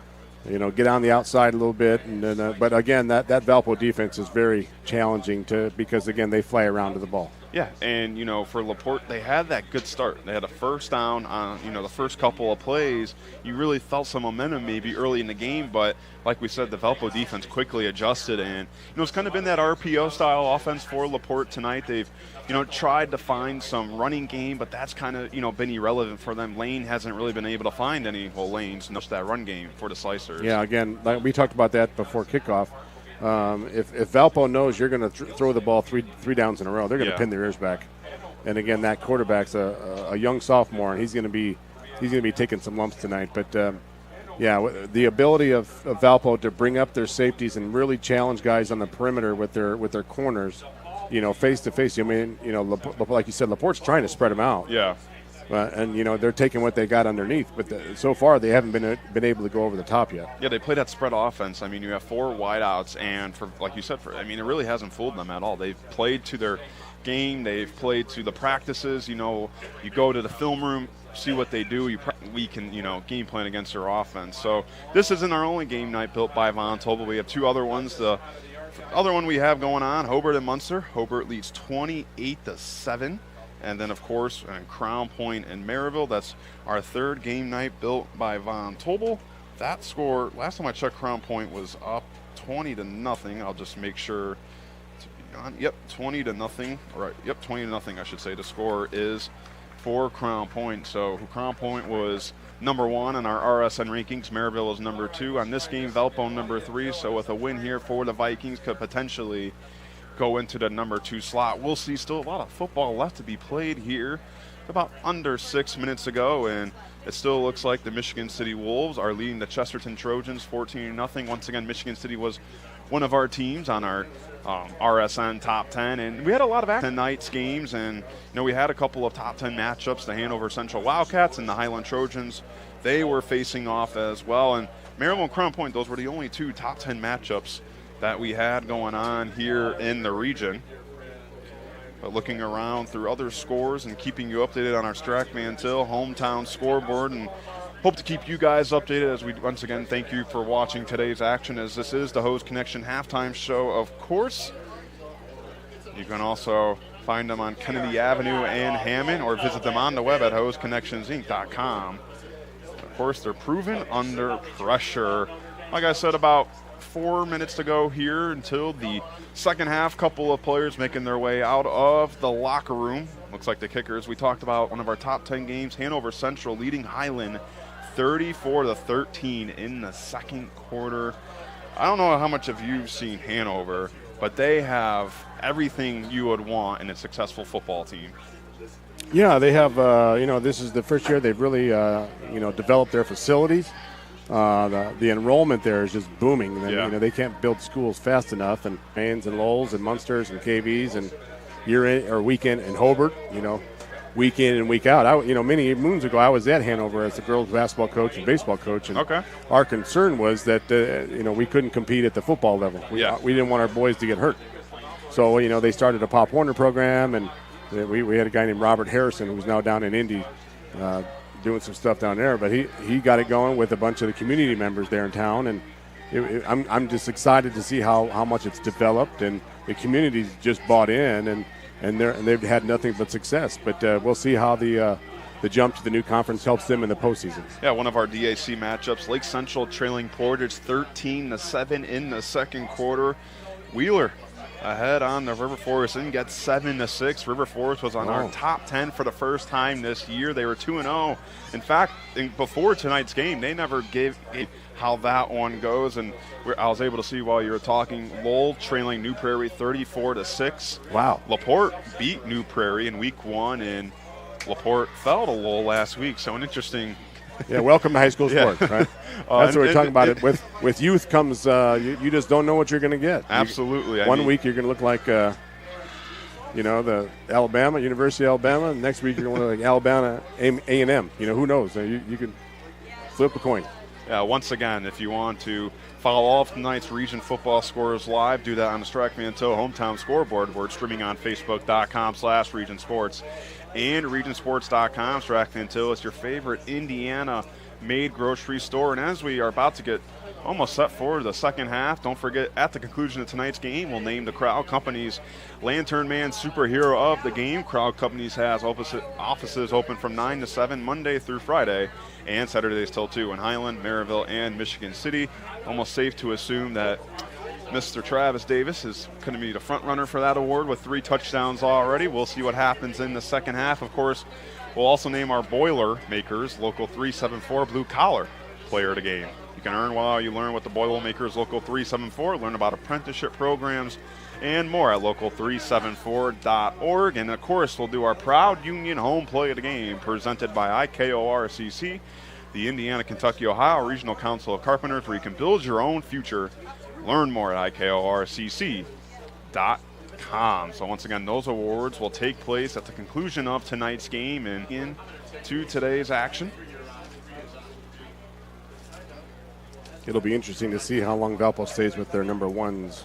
They bring a lot of kids. Yeah. So you kind of saw it against Andrean last week, and we'll see how they do it this week, especially with the start of Dak, and you want to keep your guys healthy and rested. But we'll find that out in the second half as you're watching the Hose Connection Halftime Report, brought to you by Hose Connection on Kennedy Avenue in Hammond. Visit them on the web at hoseconnectionsinc.com. Hose Connections, proven under pressure. Brander would say dun dun. Heinold and Feller Lawn Equipment in Valparaiso announces their Husqvarna Endless Summer Sale going on now through September 23rd. Get up to $500 off Husqvarna zero-turn mowers, up to $400 off Husqvarna 2 Marks Road in Valparaiso, and you can also check them out on the web at hfmowers.com. Exclusion apply while supplies last. Discount amounts for riding mowers and zero-turn vary by product. See store for details. Better Beef of Indiana. Hormone-free, locally raised, and locally processed beef. Better Beef of Indiana is located in Valpo at 2600 Beach Street, where you could buy individual cuts of beef completely raised in Hebron. From single pounds of ground beef to filet mignon, Better Beef of Indiana has it all. Visit their website at betterbeefindiana.com. Follow them on Facebook or call the owner, Kevin, directly at 219-508-5797. Better Beef of Indiana, where quality meets value.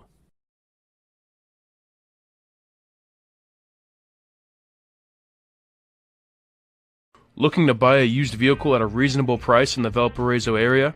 Then check out Valpo Car Company, a family-owned dealership since 2009. Recently given an A+ rating by the Better Business Bureau, Valpo Car Company finances all types of credit. Stop in and see the owner, Nick Mandich, a 2002 Valparaiso High School graduate, at their dealership at 150 East US Highway 6 in Valpo. You always could check out their website at www.valpocarco.com, where you can easily find the used car you want in seconds. Valpo Car Company, we could help you get into the ride you want. Blythe's Team Sports in Valparaiso is a leader in athletics apparel and equipment sales. With in-house production including screen printing, trophies, embroidery, and more, Blythe's can help you to create the perfect look. For more information, visit them online at teamblythes.com. Blythe's Team Sports in Valparaiso, where the athletes shop. Welcome back as Von Tobel presents Game Night in the Region right here on the Region Sports Network. Von Tobel, building better together. Your local building material supplier and design center. Visit VonTobel.com to find out more. Jack Field, Doug Nelson, Zach Miller here today. And almost getting ready for the second half. Valpo leads 35-0. And once again, a big thank you to everybody tuning in to today's action. And we got LaPorte stretching out, and about a minute to go here in, kind of this intermission break area. LaPorte will start this half with the football, so we'll see how they respond for Penzel. He's had some flashes there, but hasn't been able to connect on the big play for LaPorte. That's kind of how they won their game against New Prairie. They had a couple of those big plays that helped them get that win. So LaPorte, they're trying to respond here. It's going to be a tall task, but if you've watched football, especially high school football over the years, you never know what can happen in one half. But we'll see here as both teams now on their sidelines. Yeah, I think the big key for LaPorte again is to be able to maintain a drive. It's got to be, they got to be able to move the sticks a few times. They haven't really been able to drive. It's kind of been, if anything, one first down and close to a second. But other than that, it's been hard, but that's also credit to the Valpo defense. Oh, sure. I mean, we've talked about how they're explosive, they make plays, and they're just flying around. Yeah, I was about to say, they've been all over. Wherever the ball is, they are. Yeah. Whenever you run it, whether you try to pass it, once the guy has that ball in his hands, I mean, there's probably 4 or 5 Vikings there already to make the play. Yeah, and they swarm to it. And again, that speed and the agility that they have really allows them, their safeties, to come up and challenge. Because they are less than 10 yards off the football. Yeah. Just daring you to throw the ball down the field. Just a reminder, Davis, 3 touchdowns, and for the Vikings, Bradney a touchdown as well, and Clark with a rushing and passing touchdown. And that's what we have so far in today's game. For all of Valpo's drives, they've basically been able to sustain it, and for LaPorte, like you mentioned, they've had a couple of plays, but when they need them the most, it just hasn't been there for them. So we'll see as teams are lined off for this Quintel kickoff. 1994. This one caught by a slicer, makes some moves, and able to get it all the way up to about the 33-yard line. And a good start for the Slicers. Yeah, again, that was something probably that the Valpo coaching staff worked on last week. They had a kid from Andrean ran one all the way back last week on him. So I bet I would imagine kickoff special teams was something they had to work on this week. And of course, stay with Region Sports after the game as we send it back to the Sentier Bank studio. RSN will recap all tonight's action from around the region, all from the Sentier Bank studio. So once again, spread offense for LaPorte. 3 on the left of Penzel, 1 on the right. Lane, the running back, on the right of Penzel as well. Receiver in motion. That one, Penzel keeps, will kind of pitch that one to the receiver and swung down, and we might get a horse collar tackle right there by the Vikings. And although you never want to see that on the field, that's going to help LaPorte a lot. Well, again, that's the kind of breaks that they need to get back in this game. Again, it's going to take some. It's going to take some breaks. Yeah, they got to do their job. They got to do their job, but it takes. They need the ball to bounce their way. It's kind of like beating themselves with those types of plays. You can't do that. You're up 35 to nothing, and what's the point? It's also a tough play for the defender to make, just because you're going for the tackle, and sometimes with the guy's movement, it just happens. So automatic first down for the Slicers, about 15 yards, I believe, and high school rules. So that gets some response after that huge penalty. Another receiver in motion. Penzel keeps it and pitches it to his receiver in motion, and brought down quickly by a couple of Vikings right there on the play. A swarm of them. If I'm correct, I believe I saw Sammy Ampliotis there on some of the tackle, and maybe Ty Veen as well. Yeah, Ty Veen's been all over the place, but the end did a good job of containing the ball. Yeah. Turn him back to the middle and let Ampliotis and Veen pursue from the backside. They did a great job right there. That's the first time we've really seen LaPorte have any type of motion in their offense as well. Well, they ran it 2 plays in a row to the wide side of the field. No motion there. Penzel hands it off to Lane. Short plays really haven't been working for them. Maybe want to see more shots down the field as it's 3rd and 5 on the Valpo 48-yard line. But again, in order to maintain a drive, you have to be able to run the football. Eventually, somehow, option, RPO, up the middle, perimeter, whatever. Find a way. Penzel drops back, and kind of an awkward throw right there, and that's going to be 4th down for the Slicers. Was that tipped or something? It might have been. It was going towards the receiver on the far side, and even if he caught it, he was going to be brought down right away, but it didn't make it to him. So looks like they're going to punt. Could have been tipped, and here comes the punt team for LaPorte. So kind of what you mentioned, Doug, you get the huge 15-yard penalty, a couple of, positive yards, but right there you kind of hold yourself short and have to punt again. Yeah, that's what I wanted to see, was a maintained drive, and that's what they've yet to be able to do tonight. Yep, here's the punt in the air near the 10-yard line. That's going to bounce and roll in the end zone for a touchback. Group that LaPorte, if you want to look at the positives for LaPorte. Their punt game has really made Valpo work harder on offense. A couple of these punts could have gone away, and Valpo could have got some better, starting position on the field, but due to the punt team, they've been able to hold them back and make them work. But for Valpo, a chance here to add on to their lead. We'll see how this one goes, and the handoff on the first play. Up the middle, breaks a tackle, breaks another tackle, stays on his feet, breaks another tackle, now at the 40-yard line, and some more. Yeah. What a play. And Travis Davis. He's just a tank, isn't he? He's like Jerome Bettis. He's like the bus. One guy cannot bring him down. I think he had about 4 or 5 broken tackles on that run. So they're going to put Berta in now. But, Man, all the way to the 42-yard line, a first down run. He might be done for the evening for that matter. So handoff back-to-back first down runs for Valpo, and already in LaPorte territory. What you could be seeing is the attrition of that line. Just the offensive line of Valpo going, hurry up now. And now they're hurrying up. They're really trying to get the Slicers off guard here. They got them fatigued, Clark and they smell blood in the water. Gives it to Berta. Berta again to his left side. Is that a hold? Thrown on the play. It's a first down run, but a flag where one of the blocks were. That could be a holding. We'll see what they call here. I don't know, man. That was a pancake. That's an absolute pancake block there by Holford. Yeah, it seems. That's why he's going Division I. He just manhandled that looks kid. To be on the Vikings. The offense is kind of making their way a little back further, but he's coming out. So, yep, it's going to be on Vikings. I believe he might have said push in the back on that play. Really? So for the Vikings, it was another big run for them, but the call will push them back here. He's over there talking to the O-line coach like, well, how is that a penalty? I didn't. Yeah, he's going to be playing on Saturdays one day, and he's a big, strong young man.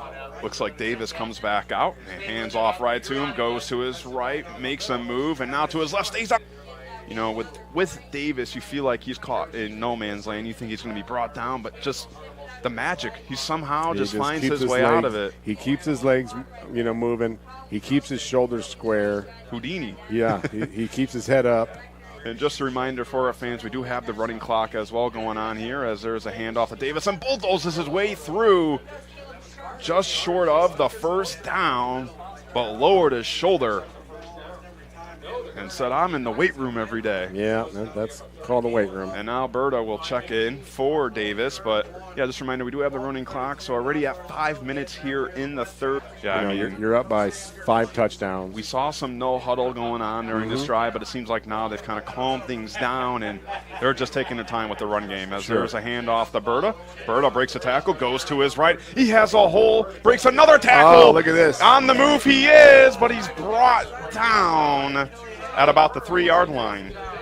That's what I was saying. Tell me he couldn't be a running back for like any other. You're absolutely right. Unbelievable. And then they have another one too on Finley. Yeah, it's just really hard to stop this team, and quickly they line up. Hand off to Berta. They're not set. Berta.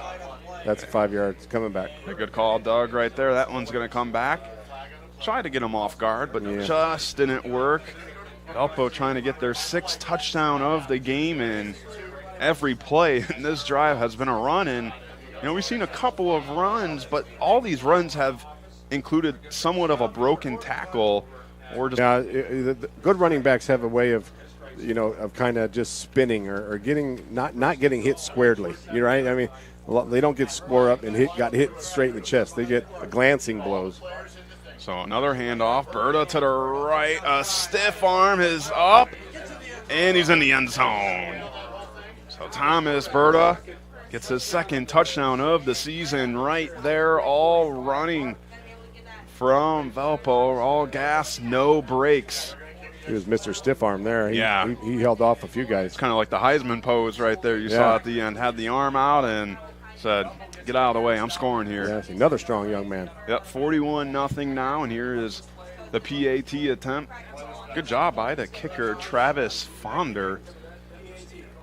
5 for 5 on today. And that one is good. So another successful PAT for the Vikings, and now have their largest lead of the game, 42-0 with 3:08 to go. Indianapolis, the Hampton Inn is just steps away from Bankers Life Fieldhouse. Situated at 105 South Meridian Street, shopping, restaurants, entertainment, and many Indianapolis attractions are in near proximity. Hampton Inn has much to offer, including a hot breakfast, high-speed internet access in every room, as well as a gym fitness center. For reservations, the number is 317-261-1200. The website is hamptonin3.hilton.com. Hampton Inn, Indianapolis, downtown.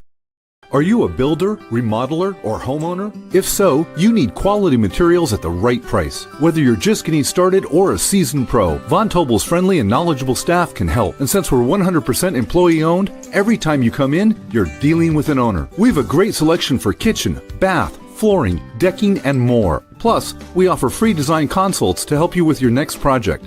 Scan or visit VonTobels.com today to book your free consultation. Von Tobel, building better together. Just a reminder, you're watching Region Sports Network coverage of high school football on the internet at Facebook.com/Region Sports, YouTube.com/Region Sports, and RegionSports.com. It's one of our game nights built by Von Tobel. Just quickly, the kickoff right there since 1994. So now you're down 42-0, trying to maybe, like you said, still get those positive drives and just get something that is sustaining. I'm trying to get a maintained drive. Yeah. There's the good shot of the moon up there, straight ahead, isn't it? That's it. I'm a moon guy. But anyway, Moons, marshmallows. I get distracted pretty easily. But, Valpo might be bringing in their number 2s and playing some bench, but they're still playing for the shutout. Yeah, we'll see. They want to see that. Penzel hands it off to his running back, quickly brought down. Looked like Lane really couldn't find anywhere to go on that handoff, so second down now. And, of course, Von Tobel, building better together. And your local building material supplier and design center, visit them at VonTobel.com to find out more. So you can't tell me you're not impressed by the moon right now. It is. Did you see the blue moon the other Yeah, day, I had my telescope out. It's not going to happen for a while, so I'm hoping. Did you take a picture or no? I took a picture or my wife took a picture of me looking at the moon. But that looks like that might have been Keegan Henkel. But I'm not real photo. I have a face for the radio, not necessarily for the camera. So there you go. That is the number one thing I think radio broadcasters say is that exact line right there. So really staying true as we have 1:15 left here in the third. It's 3rd and 11 on LaPorte on their own 19-yard line. 3 on the right, 1 on the left. Penzel will drop back. Throws this one in the air, and that one's batted away by the safety. Quick 3 and out, Jack. Yep. Kind of the opposite of what you wanted to see right there. Not what I wanted to see. But if you're Valpo again, you're playing for the shutout. Somebody's going to get a pick. Someone's going to get one. Somebody's going to get a pick. They've had a couple chances right off the numbers, but somebody's going to get one. That was Tommy Ampliotis on the deflection right there. So here comes the punt team. It's been probably been the right spot for LaPorte tonight. There's the snap. There's the punt. Look at that. It's high. That's a nice one. Gets past the 50-yard line, caught about the 45, trying to make some room. Goes to his left, has a couple of blocks. And a good stop there by the Slicers. Is that the punter? I don't think so. Yeah, that's him. Was it him? That's the kind of stuff you want to see. Good eye right there, Mr. Nelson. He's going to love that. He's going to watch that video 100 times. Well, that's going to be the end of the third quarter. Valpo will start the fourth quarter at around the 38-yard line. So Vikings, they lead 42-0. So we'll be back, but you're watching Game Night built by Von Tobel on the Region Sports Network, the only game in town. Are you a builder, remodeler, or homeowner? If so, you need quality materials at the right price. Whether you're just getting started or a seasoned pro, Von Tobel's friendly and knowledgeable staff can help. And since we're 100% employee owned, every time you come in, you're dealing with an owner. We have a great selection for kitchen, bath, flooring, decking, and more. Plus, we offer free design consults to help you with your next project. Scan or visit VonTobels.com today to book your free consultation. Von Tobel, building better together. Quintel Incorporated is a family-owned and operated company located in Northwest Indiana that specializes in the reconditioning, repair, and remanufacturing of heat exchangers. Since 1994, Quintel has been handling jobs of all sizes throughout the country. Equipped with the most modern technology and advanced tools, Quintel provides top-notch service. When you trust Quintel for all your needs, you'll get peace of mind and a finished job that exceeds your expectations. For more info about Quintel and the services they provide, visit quintel-inc.com. Back here in the fourth quarter, a couple of new players for the Vikings, but just a reminder, you're watching Game Night in the region as Von Tobel presents it right here on the Region Sports Network. Von Tobel has locations in Valpo, Schererville, and Michigan City. Check them out at vontobel.com to find out more. It looks like Andrew Elkhorn will check in, the quarterback. So Justin Clark's day is done, and Finley is now the new running back for the Vikings. He's the guy that really impressed me last week. Yeah, he already had a run. Here's the second run by Finley. Makes his way up the middle, breaks a tackle, and rolls to his right. Down the sideline he goes. That could be your it's a touchdown. That could be your candidate for play of the game there. That could be our proud Union home play of the game presented by IKORCC. Nevertheless, Finley, he was energized off the bench. He said, hey, I'm ready to play some football. And right there, 2 rushes and a touchdown, and another one for the Vikings. Yeah, he really impressed me last week, and I was waiting to see him play tonight. He's tough. I think what's just as impressive is the way these running backs were able to make these cuts down the sideline. Well, the holes that they're making, make it pretty easy. But they're doing the hard work too. Once they, like we talked about the after contact stuff, bouncing it outside. And the PAT is up, and it's good. Because going back to that play, you saw Finlay in the middle the whole play, and all of a sudden cuts to the left, and he's down the sideline. And also good awareness by him to stay in bounds. Yeah. You know, sometimes the heel or the front of your toes, they kind of hit that end, the out of bounds area. So for him to keep his balance and be aware of where he was at, I mean, that's just as impressive. 49-0, Valpo leads. And like you said, that could be one of our proud Union home play games presented by IKORCC. We've got a couple of them. I mean, we have the touch pass to Scotty Bradney. That was another impressive one that finished right near the far pylon, of course. The rushing touchdown by Clark late in that second quarter. But once again, we'll do all those awards, of course, just to remind you guys, those awards that we'll do after today's game. It will be the Crow Company's Lantern Man Superhero of the game, the Boilermakers of today's game here in beautiful LaPorte, Indiana. This is my first time here. Nice. Are you impressed? I am. When I was driving here, it's about an hour drive for me, but when I was driving here, I'm kind of looking at my GPS, and all of a sudden I look up, there's a football field. It's smack dab right here in the middle of the neighborhood. When you go home, you have to drive by the baseball field. Okay? You have to. Okay. It's I've seen pictures. Some people call it the Indiana capital or baseball capital. Okay, I've seen high school, pictures of it, so I'll definitely take a look. But Schreiber Field, they've won more state championships than anybody else around here. But with this being right in the neighborhood, it presents a good opportunity for all these fans to come out because it's a great showing. Oh, absolutely. By the LaPorte faithful. And as I was driving in, there were people just walking from their house. Absolutely. Which is good because the parking's very limited. So that's a touchback. Of course, that was the Quintel kickoff, and this kickoff and all the kickoffs are presented by Quintel Incorporated. Quintel Incorporated, handling jobs of all sizes throughout the country since 1994. Yeah, I was walking on the streets, from my car to the stadium, and people were kind of tailgating from their house. Some dogs, I saw some hot dogs and some burgers. So, it's a really great atmosphere here. And although the result is maybe not what they want, it's still a beautiful night for some football. So now under 10 minutes here in the fourth quarter, 49-0. So that one handed off and gets tackled by the legs for a second. And now a flag happens here. It's late.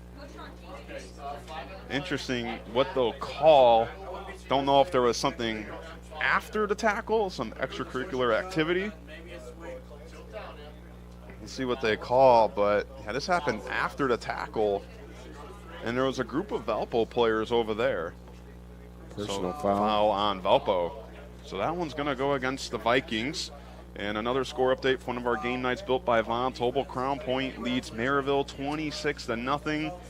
We talk about Maryville, on our Region Football Weekly show with the dynamic duo of Dante Pope and J.Q. Johnson. Well, Crown Point said, we got a defense. You have the Clark brothers who are going D1, so they're always a tough opponent. And Crown Point, they're looking for their third straight win, but not only just win, dominant win.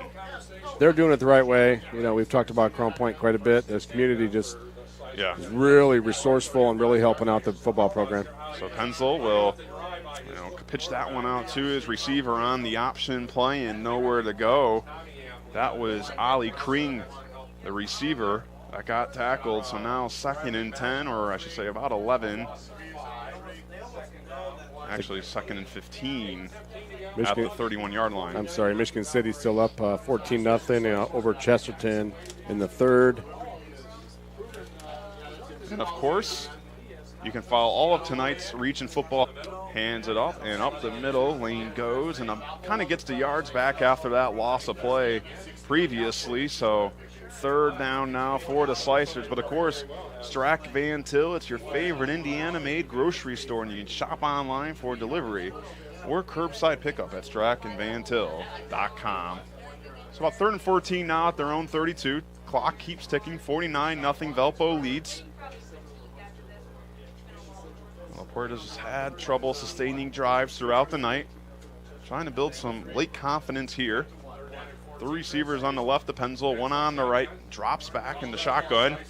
Goes for a deep throw. There's and the it's pick. Picked off. I called that. They're on the play. Goes down the sideline.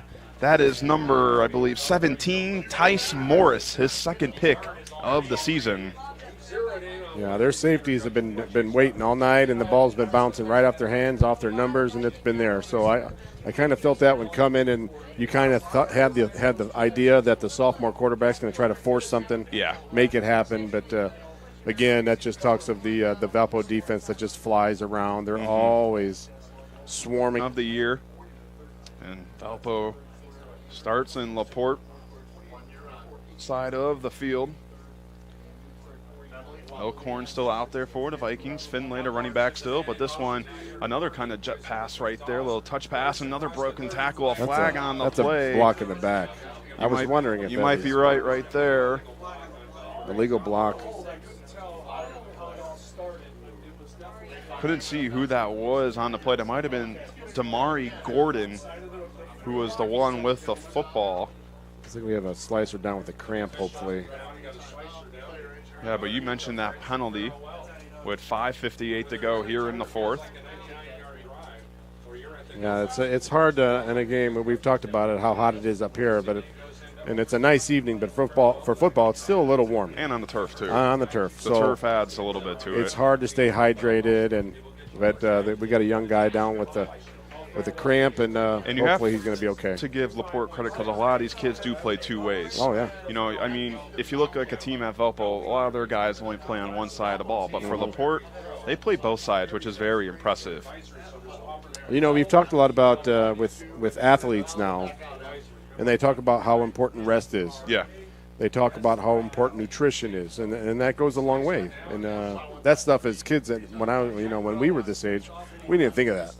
Mm-hmm. You know, that was not even a thought. You just drink out of a water hose whenever you're, thirsty. So, these guys really, there are scientists and nutritionists that a lot of these programs really take advantage of anymore. And he seems to be okay. Was able to walk off the field on his own.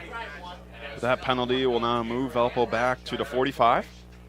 And a handoff to Finley goes to his left, but brought down quickly. Ball's loose. And the ball is loose, but it looks like that rolls just out of bounds on the Valpo side. But it appears that was number 9 by the defense. I believe you also had Drew Flores as well, one of the secondaries. But again, that's one of those bounces right there, right? Yeah. That could have bounced right in LaPorte's hands. And we saw it earlier with Bradney, who was running down the sideline and had a fumble and then went out at the 50-yard line, but out of bounds. For the night to go your way, you need those lucky bounces. So 2nd and 19 now on the 47. And handoff up the middle and brought down quickly. Swarmed and on the play. Another flag. Looked like that was maybe number 11, Brendan Gotton. Kind of. Another hold? Maybe. We'll see what they call here. See what they call. Line it. Because it was a loss. They might just take the play, right? And we'll see what they do here. They're still deciding on what it will be. I believe they might decline it. Yeah, it's third and forever. Yeah, standing at the 50-yard line, so 3rd and 22 now. 2 safeties back for the Slicers. See if Elkhorn throws the ball here. So see how far you can throw it. He drops back, throw up the middle, and off the hands of the intended receiver. That looks like to be number 13, Damari Gordon. So now 4th down the first time. Valpo, well, we'll see if they punt, but if they do, they haven't punted the ball yet, and they're going to stay out there, I think. Elkhorn is now moving towards the sideline and having a conversation with his coach. He could punt it himself. I was going to say, sometimes I've seen teams with a quick kick. Remember Randall Cunningham? That's probably too old for you. But they are wide. They have 2 receivers on the near sideline, one on the far. He is going to drop back. Elkhorn throws it deep in the air and just past the diving hands of the receiver, Logan Prusnak. And that is the first time Valpo does not score on a drive. Yeah. It's kind of fun to see a guy just air it out and see what he's got, but I would like to see that on 3rd down, right? And then maybe punt the ball on 4th down. He did have a good strength on that throw. I mean, Prusnak, the receiver, he dove, and it was just past the fingertips. So here come the Slicers now, probably their best field position of the night. Like we said, maybe an opportunity for them to just build some momentum after the game. You never want to get shut out, but under 3 minutes to go. You're playing with a little pride here on both sides of the ball. So we'll see. Penzel. Oh, he's keeping it. Keeps it, goes to his left, but he's met by a Viking and brought down. A nice play made right there on the chase. That looked like to be number 46 for the Vikings. Again, great pursuit by the Vikings of the defensive line now. The 2nd stringers, 3rd stringers, these are younger guys compared to who the starters were. Yeah, Brady Blaschke's 6 foot 240. Yeah, these guys have the starters have some size on this, but these guys are quicker maybe. So, so 2nd and 9 now. Hands it off. Goes to his right. Finds a hole. Oh, ball's loose. And the ball's loose. Sits on the ground. Valpo recovers it. Yeah, you could see the way the Valpo sideline reacted. They're really playing for that shutout right now. Treg Batol was the running back right there, the backup to John Lane. Just lost it. A good job by the Vikings. Couldn't see who recovered it.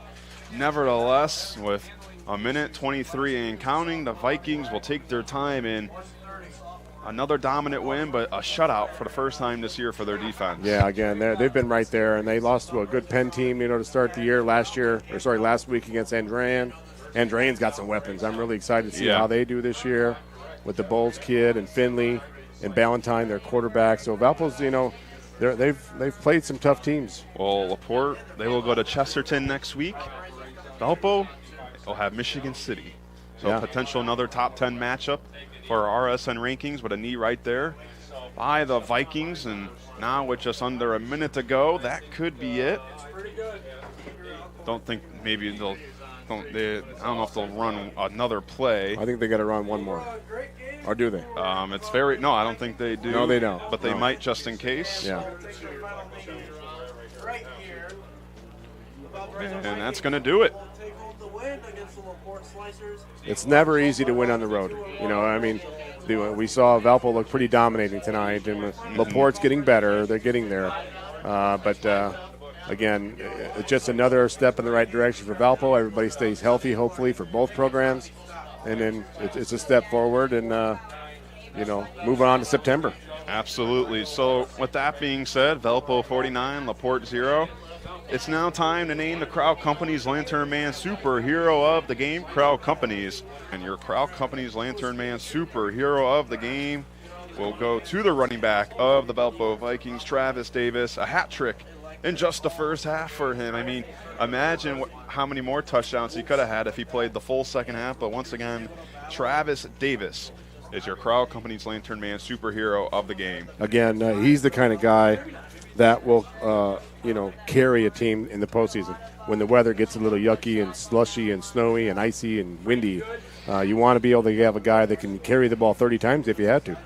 So now time to name our Boilermakers Local 374 Blue Collar Player of the Game. You can earn while you learn with Boilermakers Local 374, and also learn about their apprenticeship programs and more at local374.org. That's going to go to the punter of LaPorte, number 97, Jack Doty. He came into tonight's game with 4 punts already in the 20 yards area, but tonight, another good showing by him, although he had to punt the ball a lot. We said an idea of what he's trying to do. The ball was turning over. It was spiraling. And he also had the big hit here on the sideline. That's what he's going to be talking about tonight. He's going to have that. How would I not remember you were going to bring up that hit? You know I was going. So once again, Jack Doty is your Boilermaker Local 374 blue-collar player of the game, the punter on the LaPorte Slicers. Now time for your proud Union home play of the game. It's presented by IKORCC, the Indiana, Kentucky, Ohio Regional Council of Carpenters, where you can build your future. Learn more at IKORCC.com. So this is a tough one because we do have a lot of plays, but let's give this one to the backup running back. 20-yard run. Love it. Broke a couple of tackles, 3 or 4 if you want to be specific. Yep. Kind of had the Heisman pose going towards the end zone. So Thomas Berta is going to be, and his rushing touchdown, his stiff arm rushing touchdown, will be your proud Union home play of the game presented by IKORCC. And also a big thank you to our executive producer, Chris Ramirez, our operations manager, Rich Castillo, our coordinating producer, Claude Martinez, of course, you, Doug, and our producer, Zach Miller, our coaches for their support in getting us depth charts, rosters, and stats for Valpo, Bill Marshall, and LaPorte, Austin Eppel. Of course, the athletic directors for taking such great care of us. For Valpo, Stacy Adams, and for LaPorte, Steve Santana. Of course, you, the listeners for tonight's game, whether that's on youtube.com/regionsports, facebook.com/regionsports, regionsports.com, or ISSAATV.org. Any final words, Doug, before we go? No, we just we wish both teams good luck, and we're just fortunate to be able to do this on a beautiful evening, and good luck moving forward, and let's continue on to week 2 of Duneland Conference and conference play all around Northwest Indiana. And of course, stay tuned or stay with Region Sports, because after the game, whenever they go live, we'll send it back to the Centier Bank Studio, where RSN will recap all tonight's action from around the region, all from the Centier Bank Studio. But for Zach, for Doug, I'm Jack Thiel. We hope everyone has a safe night as you're watching Game Night built by Von Tobel on the Region Sports Network, the only game in town.